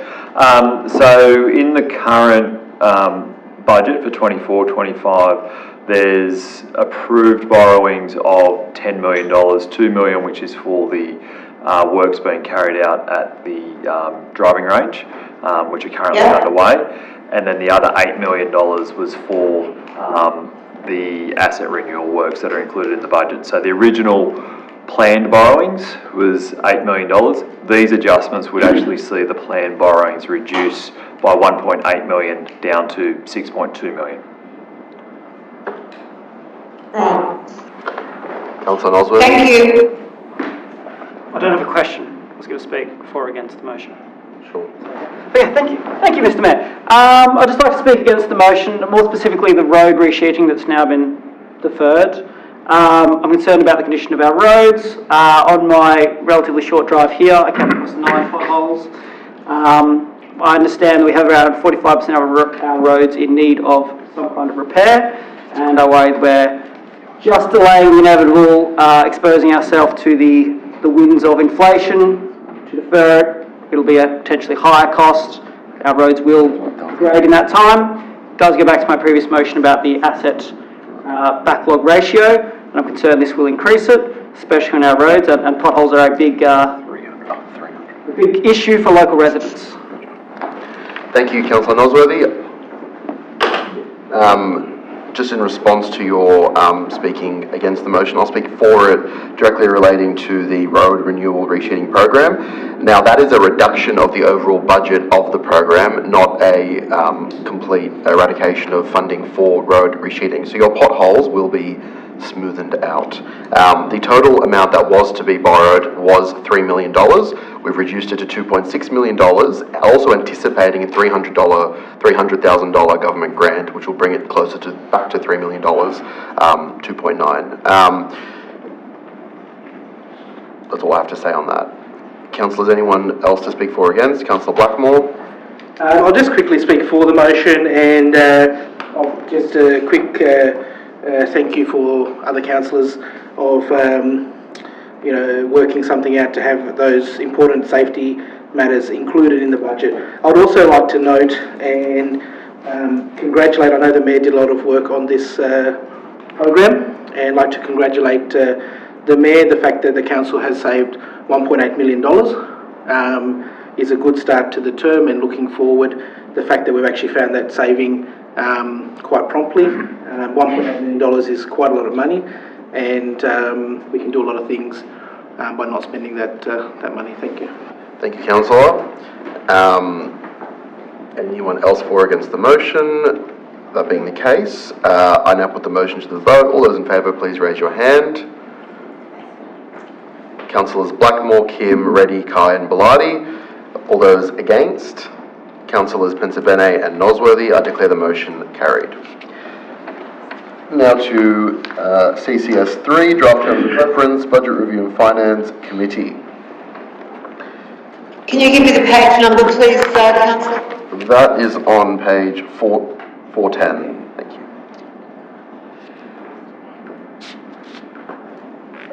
CCS3, Thank you. draft terms of reference, Budget Review and Finance Committee. Can I have a mover? I'll move it. Seconder, Councillor Reddy. Now, I will speak to an amendment to the report. Bear with me. For CCS3, my amendment is that the terms of reference be adjusted as follows.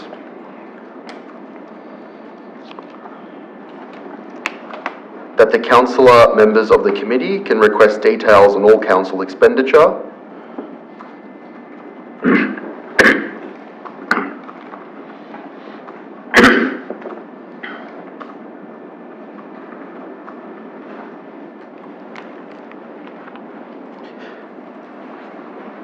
I'll just give them time.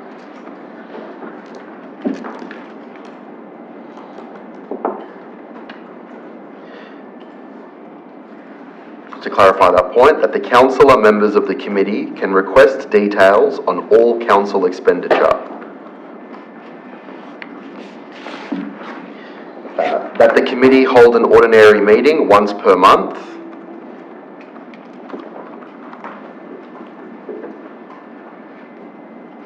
And that there are 2 elected councillors who are elected as chair and co-chair of the committee,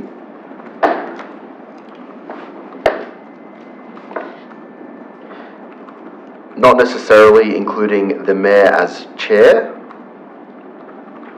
which is what the report suggests. So, clarifying that point, I'll chair that committee, but not in my capacity as mayor, but rather as a councillor elected to chair the committee. I move that anyone to speak for or against the amendment? Councillor Reddy? Question. Mr. Mayor, so you will be chairing the committee as a mayor? As a councillor elected to chair the committee. But a future mayor may not be the chair of that committee. So you'll be stuck in that position forever? Well, I'm happy to include in that point, I'm happy to include the amendment for 2-year terms, congruent with... So, no, I don't want it to be like, so it's only 2 members in that committee? Correct. Or if you would like to suggest, I'm happy to accept an amendment for... Put another member and I would like to be on the committee. Okay. I'd like to, this wouldn't be in the terms of reference, but an amendment to the report would be that a 3rd member, Councillor Reddy, be to join that committee. Are you able to state, sorry Mr. Mayor, are you able to state who the member is in that section, or is this have to be a councillor? Well, this is not for the terms of reference. This is that a 3rd member be nominated, elected, and elected, and I'll put it in this amendment that is Councillor Reddy to be reflected in the report as a 3rd member was elected, happened to be Councillor Reddy. Just bunching up the various motions together. So, would any council like to speak for or against that? Councillor Blackmore? Just a bit of clarification, Mr. Mayor. There was a few other points on that motion, just confirming the current membership and a couple of other points on there. Was that amendment, was that to delete the whole rest of the motion as well, or? No, this is not to, sorry, thank you for that clarification. This is not to rescind the previous motion. This is, the report. This is just an addition to the report to clarify that these are to be in the terms of reference, and that, of course, a 3rd member be elected. And I'm happy for that in my motion to be Councillor Reddy. Councillor Blackmore. Sorry, just another quick question, just with those meeting schedule. So that would actually rescind that meeting schedule as I've requested for a monthly meeting.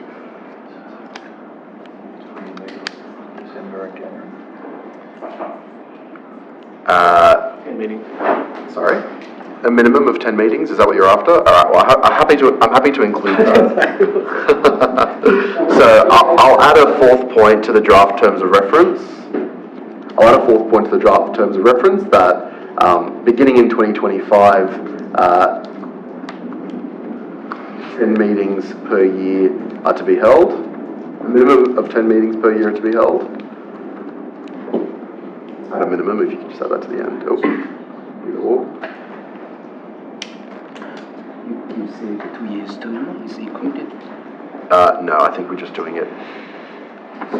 You might have changed point 2, because it says once per month, then it says 10 meetings, just so it's consistent. That's fine. That's fine. 2 can come out. Delete that again. Thank you, councillors. And that a first meeting is to be held in December of 2024.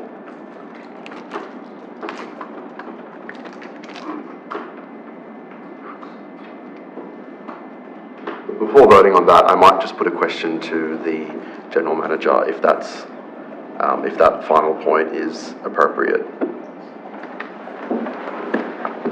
Through you, Mr. Mayor, if the council decides that it would like to have a meeting in December, I'm mindful of the workload on the CFO, noting that he will be on leave next week as well. There is a workshop already scheduled for all councillors for the 17th of December, which is effectively going to emulate what would probably be as part of that meeting. So you might want to decide if you proceed with the workshop or if you proceed with it as the first. Thank you, Mr. General Manager. Thank you for that. I'll redact the 4th point there. Thank you.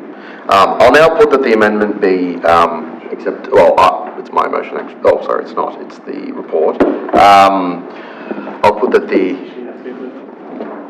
Councillor Reddy, are you happy with the amended version?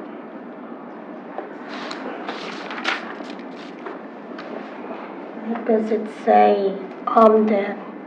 Point 2. A third member to be elected as committee member being Councillor Reddy. Yeah. You accept that, councillor. Thank you. Can I maybe non-councillor members able to attend? Non-councillor members. Yeah. I would say they are. The draft terms of reference, I believe, refer to non-councillor members. As non-voting members of the committee? Usually for all the other committees, Mr. Mayor, what happens is any councillor is invited automatically to come in, but they might not have the voting right. Non-councillor members. Sorry, Yes. councillor non-members. Is that what you're referring to? Sorry, just to clarify. What do you mean the directors? Through you, Mr. Mayor. Well, I suppose, yeah, the original, it's not clear to me as to the membership, because the membership does include executive as well. And it's probably not clear to me yet as to whether the non-voting councillors are able to attend as part of the terms of reference. You might want to just clarify. Yes, sorry, just to clarify my confusion, I wasn't sure if you meant non-councillor members or councillor non-members, but I believe it's the latter of those. Well, it's councillors who are non-voting. Correct, yes. Yeah, so, Councillor Reddy? In the point 2, elected as a voting committee member. As a voting committee member, yes, thank you. And then I'll add to point 2 that all councillors are eligible to attend as non-voting members. Yeah. Does that? Yep. But eligible to attend. so through you, Mr. Mayor, so the original terms of reference, I believe, have as part of the membership, I'll just get to it. So it includes myself, the Director of Corporate Community, the Director of Engineering and Operations, and the CFO. It's not clear to me as to whether those positions remain as committee members. Yes, so they do. So I'm happy to reflect that better in the amendment. The amendment is seeking for an adjustment to the terms of reference. So it's that the councillor members of the committee can. I don't think the current wording redacts anything in the in the terms of reference, I believe it adds on to them and makes some alterations. If I can ask governance to clarify that point. Through you, Mr. Mayor, if I can make a suggestion, just so that you don't accidentally lose, I think, what you're trying to achieve. Yes. Possibly there's a point at the beginning of your motion to the effect of that the contents of the draft terms of reference is taken upon by the council with exceptions to changes as follows. Thank you. And then you would list the changes that you're putting forth today, and that way the substance of the terms of reference still remains, but then the CFO can go in and just update the terms of reference based on. Yes, thank you. If I could ask the director to speak with the minute takers, just so that's reflected.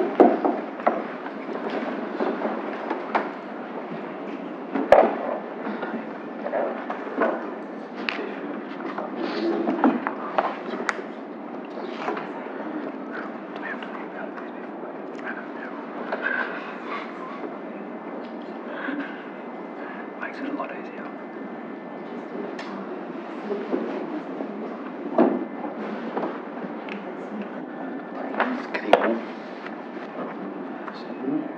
Yeah, great.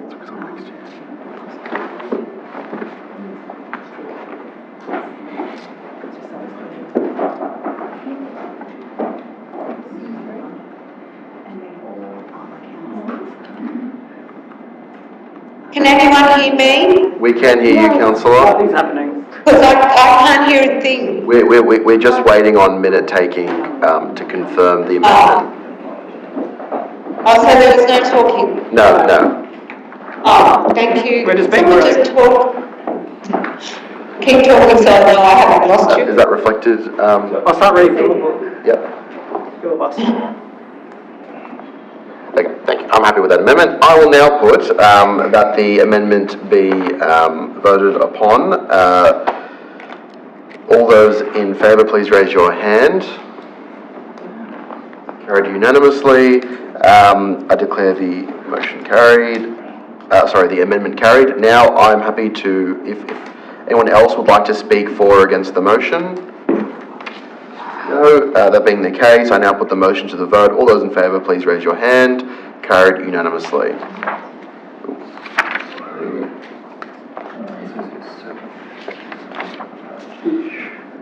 CCS 7, Southern Sydney Regional Organisation of Councils, SS ROC. We have to elect 2 additional delegates as alternates. I put that councillors Kim and Reddy be the alternate delegates. Do you accept the nomination, Councillor? Do I have a seconder for the motion? Councillor Reddy. I now nominate Councillors Reddy and Kim for the alternate positions. Councillor, do you accept? Councillor Reddy, you accept? Councillor Kim, do you accept? Yeah. Can I nominate Rory? Councillor Nosworthy. Yeah, can I nominate Rory Nosworthy because it seems like it's a little bit heavy-weighted. Thank you, Councillor Pensabene. Councillor Nosworthy, do you accept the nomination? Thank you very much.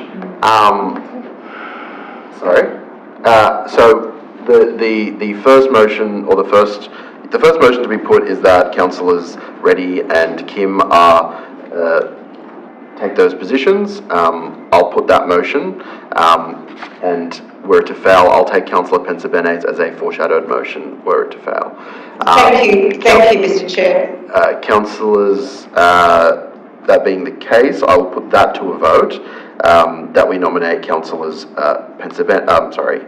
Reddy and Kim for those roles. All those in favour of the motion, please raise your hands. She doesn't want to. Councillors Kim, Reddy, Ty, Councillors. No, Laurie was doing it. Okay, Councillors Kim, Reddy, Kai and Bellardi in favour, those against? Councillors Blackmore, Pensabene and Nosworthy. I declare the motion carried. Moving on from... Sorry, excuse me, sorry, Mr. Chair. Can we just go back, because I don't know whether Councillor Kim really wants to do this SS ROC. She was actually coerced by her member sitting beside her. Councillor Reddy? So if Miss Pennsylvania has been watching, I've been doing that since 6:30 p.m. today. So no need to. I know, and you're not allowed. The code of meeting practice, Councillor Reddy. A point of order, councillors. The motion You're not allowed was. to do that. Councillors, the motion was voted upon. The nominations were accepted by 2 councillors. We will move on. CCS 12, the Multicultural Advisory Committee Terms of Reference.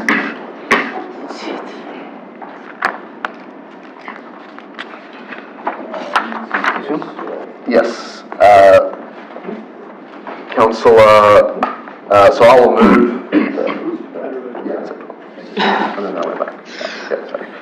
Just to clarify, that's CCS 12, Multicultural Advisory Committee, Terms of Reference.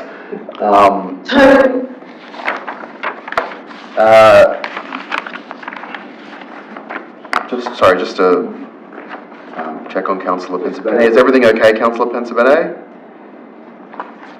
Yeah, I can second it. You're muted. We lost your audio. Coming. You're on mute. Oh, she's on mute, yep. Sorry, I'm back. All good on your end? Sorry. Yeah, I just, my computer was just about to die. Oh, no worries.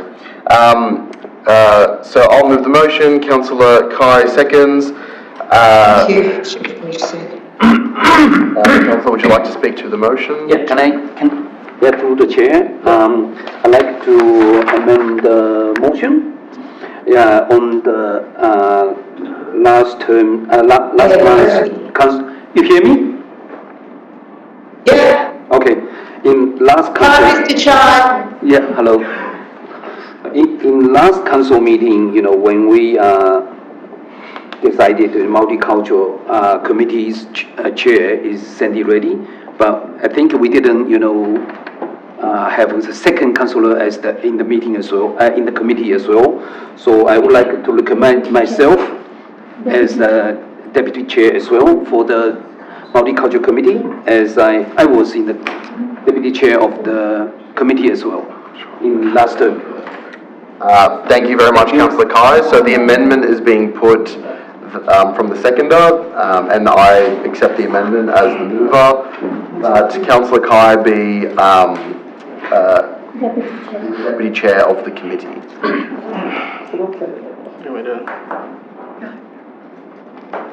Any comment, Councillor Blackmore? I was going to just make an amendment. Okay, we'll wait for this amendment and then we'll come to yours. Would you like to foreshadow an amendment? I would actually, yes. Okay. Your foreshadow, is the minute taker okay with there, are we? Yep. Can someone tell me what page this is, please? 452. 452, Councillor. Councillor Blackmore, foreshadowed motion, I believe. So just to change to point 4? Yep. Councillor Nosworthy be nominated Deputy Chair of the Multicultural Advisory Committee. Thank you, Councillor Blackmore. That's the foreshadowed motion. So on the original motion, any councillors wishing to speak for or against the amendment? No, that being the case, I put it to a vote. All those in favour, please raise your hand. For the initial motion, which is for Councillor Kai to be the Deputy Chair of the Multicultural Advisory Committee. All those in favour, please raise your hand. Councillors Kim, Reddy, Kai and Bellardi, I declare, all those against. Councillors Pensabene, Nosworthy and Blackmore, I declare the motion carried. No one is that. And so the foreshadowed motion falls. The next item is CCS 13, small grant applications for the second quarter 24-25. Small grant applications, that's me, I pulled that out. Yes, Councillor. I move the motion. Can I have a seconder? Councillor Blackmore. Second. Councillor Blackmore. Councillors, would you like to speak for or against the motion? Councillor Pensabene. Yes, so I just need to ask the question. I saw the Councillor, application. just to clarify, is that through the chair to a director or the GM, or? Through the chair to the GM, because he signed it off. Thank you, Councillor. To the GM, I saw the application that the person and the president of this club that received $2,500 from the Strathfield grant lives in Canleyvale. Now, do they use Strathfield facilities for this activity? To the director. Through you, Chair. Mr Mayor. Thank you for the question, Councillor Pensabini. Yes, so any applications to meet the criteria, the work being undertaken or the program being undertaken has to be undertaken in our LGA. So whilst the President may live elsewhere, the program benefits the Strathfield community. Oh, thank you. Thank you so much. Just checking. Thank you, Councillor. Any other councillors wishing to speak for or against the motion? No, that being the case, I put the motion to the vote. Councillors in favour, please raise your hands. Carried unanimously. I declare the motion carried unanimously. The next item is EO1. The Battle of Kapiong Memorial. I put the motion. Page number, please, Mr. Chair. 550. 550. I move the report. Can I have a seconder? I can second it. Councillor Kim. Kim seconded it. Seconded. Thank you, Councillor Kim. Councillors, would anyone like to speak for or against the motion being put? Councillor Blackmore. I've got a quick question and then I'll speak. To whom, Councillor? This is a question through the chair. We've got a budget there of $20,000 and we are looking at saving money in the council. Is the cost actually going to be $20,000 or do we have an exact cost? And that's the question first. Thank you, Councillor. The director. The director. Through the chair. No, I don't have. Sorry, I might just ask if you could. Apologies. Sorry, Kathy. It might just be that one, yeah. Through the chair, no, I don't have a cost at the moment. We haven't been to market, given we've been in the process of selecting a location and style. I don't anticipate that we'll use the full $20,000. Thank you to the director. Councillor Blackmore, another question? No, I'm just going to speak in favour of the motion, if I may. You may. Yes, I had the pleasure during my mayoral term to actually visit Kapiong and actually got to visit the memorial over there. And it was actually quite overwhelming. I don't think people in Australia actually understand how high regard that the population there actually hold the Australian people and obviously their military personnel. That experience was something I won't forget. To the point where they actually had media and all this sort of things there when we visited to actually see why, what our thoughts were on the project. And, congrats for this finally something happening in this space. It's been in the works and a lot of people trying to stop this happening for a long time. So I'm glad to see that something's finally happening in our community. Thank you, Councillor. Any other speakers for or against? Councillor Kai? Here. Councillor Blackmore. Thank you, Councillor Pensabini. Thank you, Mr. Chair. Okay, I was together with former Mayor Councillor Matthew Bremore to Korean and went to the memorial as well. Personally, I support this motion to be to have the memorial, erased. But for the location, I think we need more consideration. So I would like to amend the motion that to authorize the mayor and deputy mayor to have formal further talk to the Cumberland branch, as a club to find out the location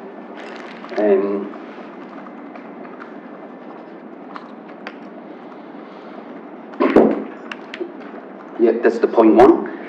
The second point, I'd like to say that, you know, it is noted that the motion, you know, to put this memorial in the Davis Square Reserve was passed already in the last meeting. Reserve.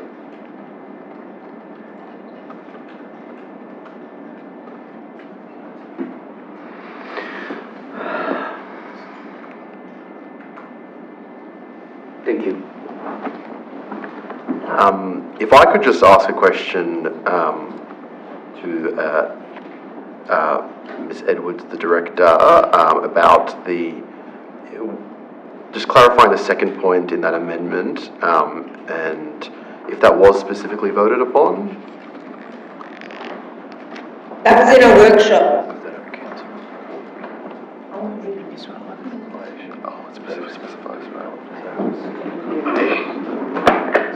Second amendment.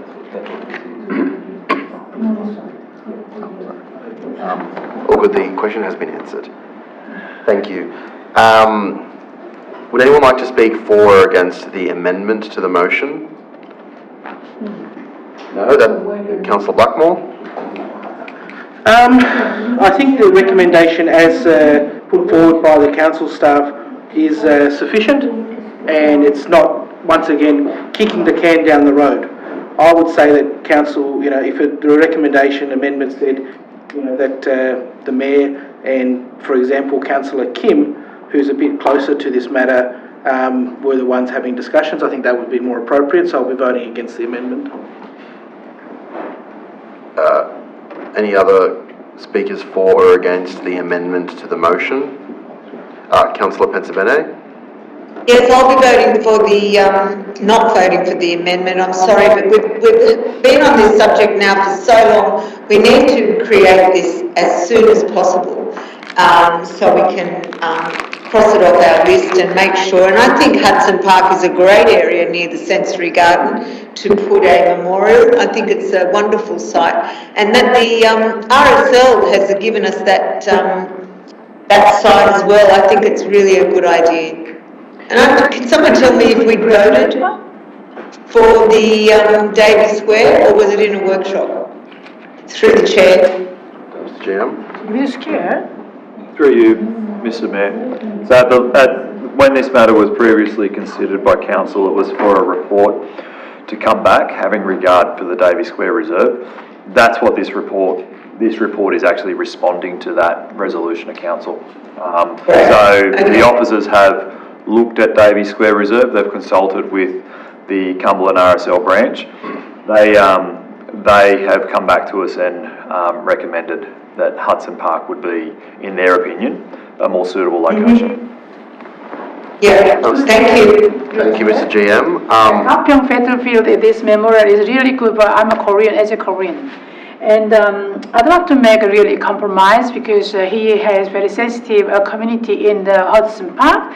And Davis Square, I have been there when as a Remembrance Day. I was so disappointed because the place is very narrow. If we want to respect them, and there's no space, and not so many people go and visit them.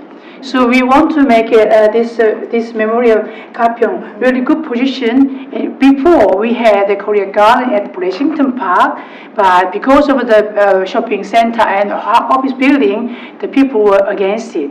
But if we put memorial tower, monument in the Blessington Park, the maybe Korean community also will be very happy and good position. And later on I will put some motions about it to make it more nice. So I'd like to alternative or suggestion as a Blessington Park. What do you think? Please support me. For shadowed amendment. No, what I'll do is, Davis Square. What I'll do, Councillor Kim, what I'll do is, if the mover of the amendment would like to accept the suggestion that the amendment be changed to include Blessington Park as an alternate location. On the hilltop side. On the hilltop side. Through the chair, I can accept. Sorry, do you accept the? Yes, just try to respond it. Yeah, I can. So we've just got. I accept what the Councillor Kim amendment to have to include the Blessington Park. Thank you, Two Councillor. top side of the Blessington Park as an option as well. Cafe, lake, everything. Yeah, very You good. got the function room? Councillor Blackmore, did you have? I just had a question. You're speaking for or against, you're speaking for the motion, yep. The motion or the amendment? This is to the amendment, this is to the amendment. Ask you a question, just with the decision. Is your question to a councillor or to Just staff? to Chair, to our director, and apologies if you need to come up here again, but just in relation to Hudson Park as a location, just a bit of more detail, just so Councillor Kim can be aware of what facilities we actually have in that vicinity of that park, which actually complement having it in Hudson Park. Thank you, councillor. To the director. Through the chair, so Hudson Park, particularly at that location of the park, has a number of really lovely passive recreation features. So there's a sensory garden, there's a maze, there's a little pond. It's a very sort of serene, quite graceful part of the park. So I think it would be suitable for a memorial, and certainly Council has landscape architects who are on staff, and they've looked at a number of locations, and that is certainly their preferred location. I have been there so many times, Hudson Park. I myself, I know it. Through chair, I know the Hudson Park is beautiful. I like it. But You have to wait your turn, Councillor Kim. No, You have to wait your turn. She has already asked. I already asked her through chair. I asked already. Yeah. So but place the access transportation is a bit of a problem, and in the Blessington Park near DFO. So many people near Olympic Park. So many people will go there. They will find easily. That's what I'm thinking. Okay. Thank you, councillor Kim. Director, do you have further? Is that a question to the director or? No, opinion. All right. Just a statement. That's my opinion. Yeah, good. Thank you, director. Was there a further question for the director? Further question, yeah, apologies. Just with Hudson Park, I think the director, there's, I believe, a cafe opening. Is there a cafe opening soon adjacent to where this memorial could be in Hudson Park? And is there a function room which people could hire and have functions and would actually have a high visibility of this this memorial rather than it being a quiet location? Yes, through the chair, council has given a licence for a cafe to run near the pond, and there is a small function room in that same facility. Thank you very much, the director, for answering questions. I put it that the amendment be voted upon. All those in favour? Sorry, just to, I'll second the amendment, just to, with one alteration, that following the word negotiate is and determine. I have to think about my. Explain what your next step is. Yeah, just to clarify what the next step is. So I'll put it that the amendment be voted upon. All those in favour of the amendment, please raise your hand. Going to Blessington Park? This is the amendment suggesting that Blessington Park be considered or discussed with the RSL sub-branch. All those in favour, please raise your hands. All those in favour are Councillors Nosworthy, Kim, Reddy, Kai and Bellardi. All those against, please raise your hands. Councillors Pensabene and Blackmore. I declare the amendment carried. Now, I'll move that the motion be put. All those in favour, please raise your hands. So the amendment is now the motion. All those in favour, raise your hands. Councillors Nosworthy, Kim, Bellardi, Reddy and Kai. All those against, Councillors Pensabene and Blackmore. I declare the motion carried. Two councillors who know the history. Thank you, councillors. Now the next point is... Sorry. Councillor Pensabene?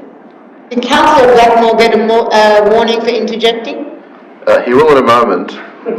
I think it's about time. That's about his third. Is that a point of order, councillor? Yeah, point of order. Thank you, councillor. Councillor Blackmore, I'll accept the point of order. Please refrain from interjecting. Now to EO2, draft Strathfield market policy. Who pulled that out? Councillor Blackmore. Do I have a seconder? Councillor Give me a number, please. This is page 561. 561? Correct. Thank you. Councillor Blackmore, would you like to speak for the motion? I would actually like to possibly make an amendment if it's accepted. You've moved it, I believe. Yes, I may accept it from myself. Just in relation to the fees, because the fees, just in the policy, the fees actually say that it's based on foot traffic and things like that. I think that the fee should actually be based on the sort of market value in that where the parklets are, because that actually basically is determined by demand and everything like that, rather than setting like we have it. It's going to be a set fee. I think that it should something that the fees be based on market value and assessed annually within the vicinity of the location of the suburb, and assessed annually without fees and charges. Do you have a seconder for the amendment? The question through the chair to the general manager. I might ask, Director, through you, Mr. Mayor, I might just ask the director to explain how the tier structure for the fees has been determined, because I dare say that has actually been factored in. I'll just ask the director to... Good thing you remember that. We love seeing you, Kathy. Through you, Mr. Mayor, the way the proposed fees were calculated was we looked at a number of other local government areas and what they charge, and we tried to look at it on a sort of similar type basis, whether they were a sort of primary CBD area or whether they were more a smaller suburban type centre. So that's what those fees have been based on, and it's very much an average of what's been charged in other locations. If we were going to go to a market-based review each year, I mean, at the moment we only have one parklet, so it's not huge, but if we were going to a market-based approach every year, I just don't have the staff resources to be doing that each year. That's just not something we can really get to at this stage. Thank you. Councillors? Speaking for or against the motion, Councillor Reddy. Through the chair, I have a question, not a question, kind of a question, explanation to the general manager, because you would understand what I'm saying. I can see the 3 tires per car space. It's 5,000, 3,900, 2,100. Are we giving like each space to private company, or like what is this price for? If you could summarize. I do apologize, I didn't have the time to go through this particular paper. If you could tell me in a brief. What exactly sort of questions? Yeah, through you, Mr. Mayor. So I think the question is asking in terms of the per parking space charge and how that relates to who gets to use it. So the policy is related to, if you think about out the front of cafes, for example, there might be a number of parking spaces in front of them. What it's providing for is for those cafe tenants or those shop tenants to enter into a licence with council for the hire of the use of that parking space for the purpose of a parklet, so that they can, say, put in place seating and extend the outdoor seating for that cafe. So if you think about down at Cave Road, where we do have one in place at the moment, I'm not sure exactly the number of spots. I think it might be two parking spots have been allocated to the cafe, which they are paying an annual fee for each parking spot. Sorry, follow-up question. Because it says Tier 1, Tier 2, Tier 3. So they are areas, like certain area would come Tier 1, so they pay more, and Tier 2 pay less, Tier 3 pay less, and it's per annum fees. So if I can just clarify. And does it also say somewhere, that I haven't read the policy, they can use this space only to, like, food people, or what are the uses for that particular space? Do we have a strict policy, something, what it could be used for, or is it people can hire and put anything? Mobile shop or something? Through you, Mr. Mayor. So just to clarify, so Tier 1 is Strathfield Town Centre, so any shops in Strathfield Town Centre. Tier 2 is Homebush and Homebush West Town Centres, and Tier 3 is Cave Road. Okay, so they're the ones that are included in each of those tiers. My understanding of the policy, and I'm happy to be corrected by the director, is that it is for dining purposes. That's it. Only for dining purposes. Yep. Thank you. Sorry. Councillor Blackmore? Look, I'm going to withdraw my amendment, but I do think, I'm just going to make the comment that I do think that we should be looking at this from a commercial perspective. Would you like to amend, Councillor, that maybe the... Would you like to? Yeah, we'll go to the GM. Sorry to interrupt. Through Mr. Mayor, maybe just to... I think part of what you were proposing, Councillor Blackmore, was for there to be an annual review.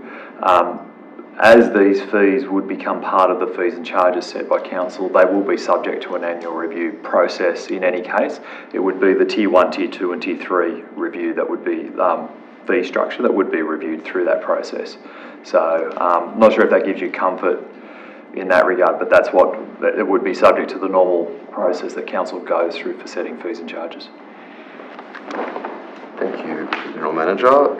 Councillor Blackmore, if you'd like to continue. Yes, that does give me comfort, yes. Thank you, Councillor. I would just comment that the councillors here should look at it when the next budget comes, fees and charges.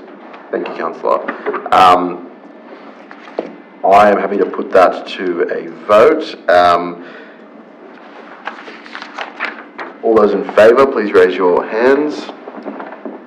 Carried unanimously. And that is our meeting in terms of the matrix. Thank you, councillors. There are no questions with notice. Councillors, does anyone have a matter of urgency that they wish to bring before the meeting? No. There being no further business, I declare the meeting closed, the time being 9:21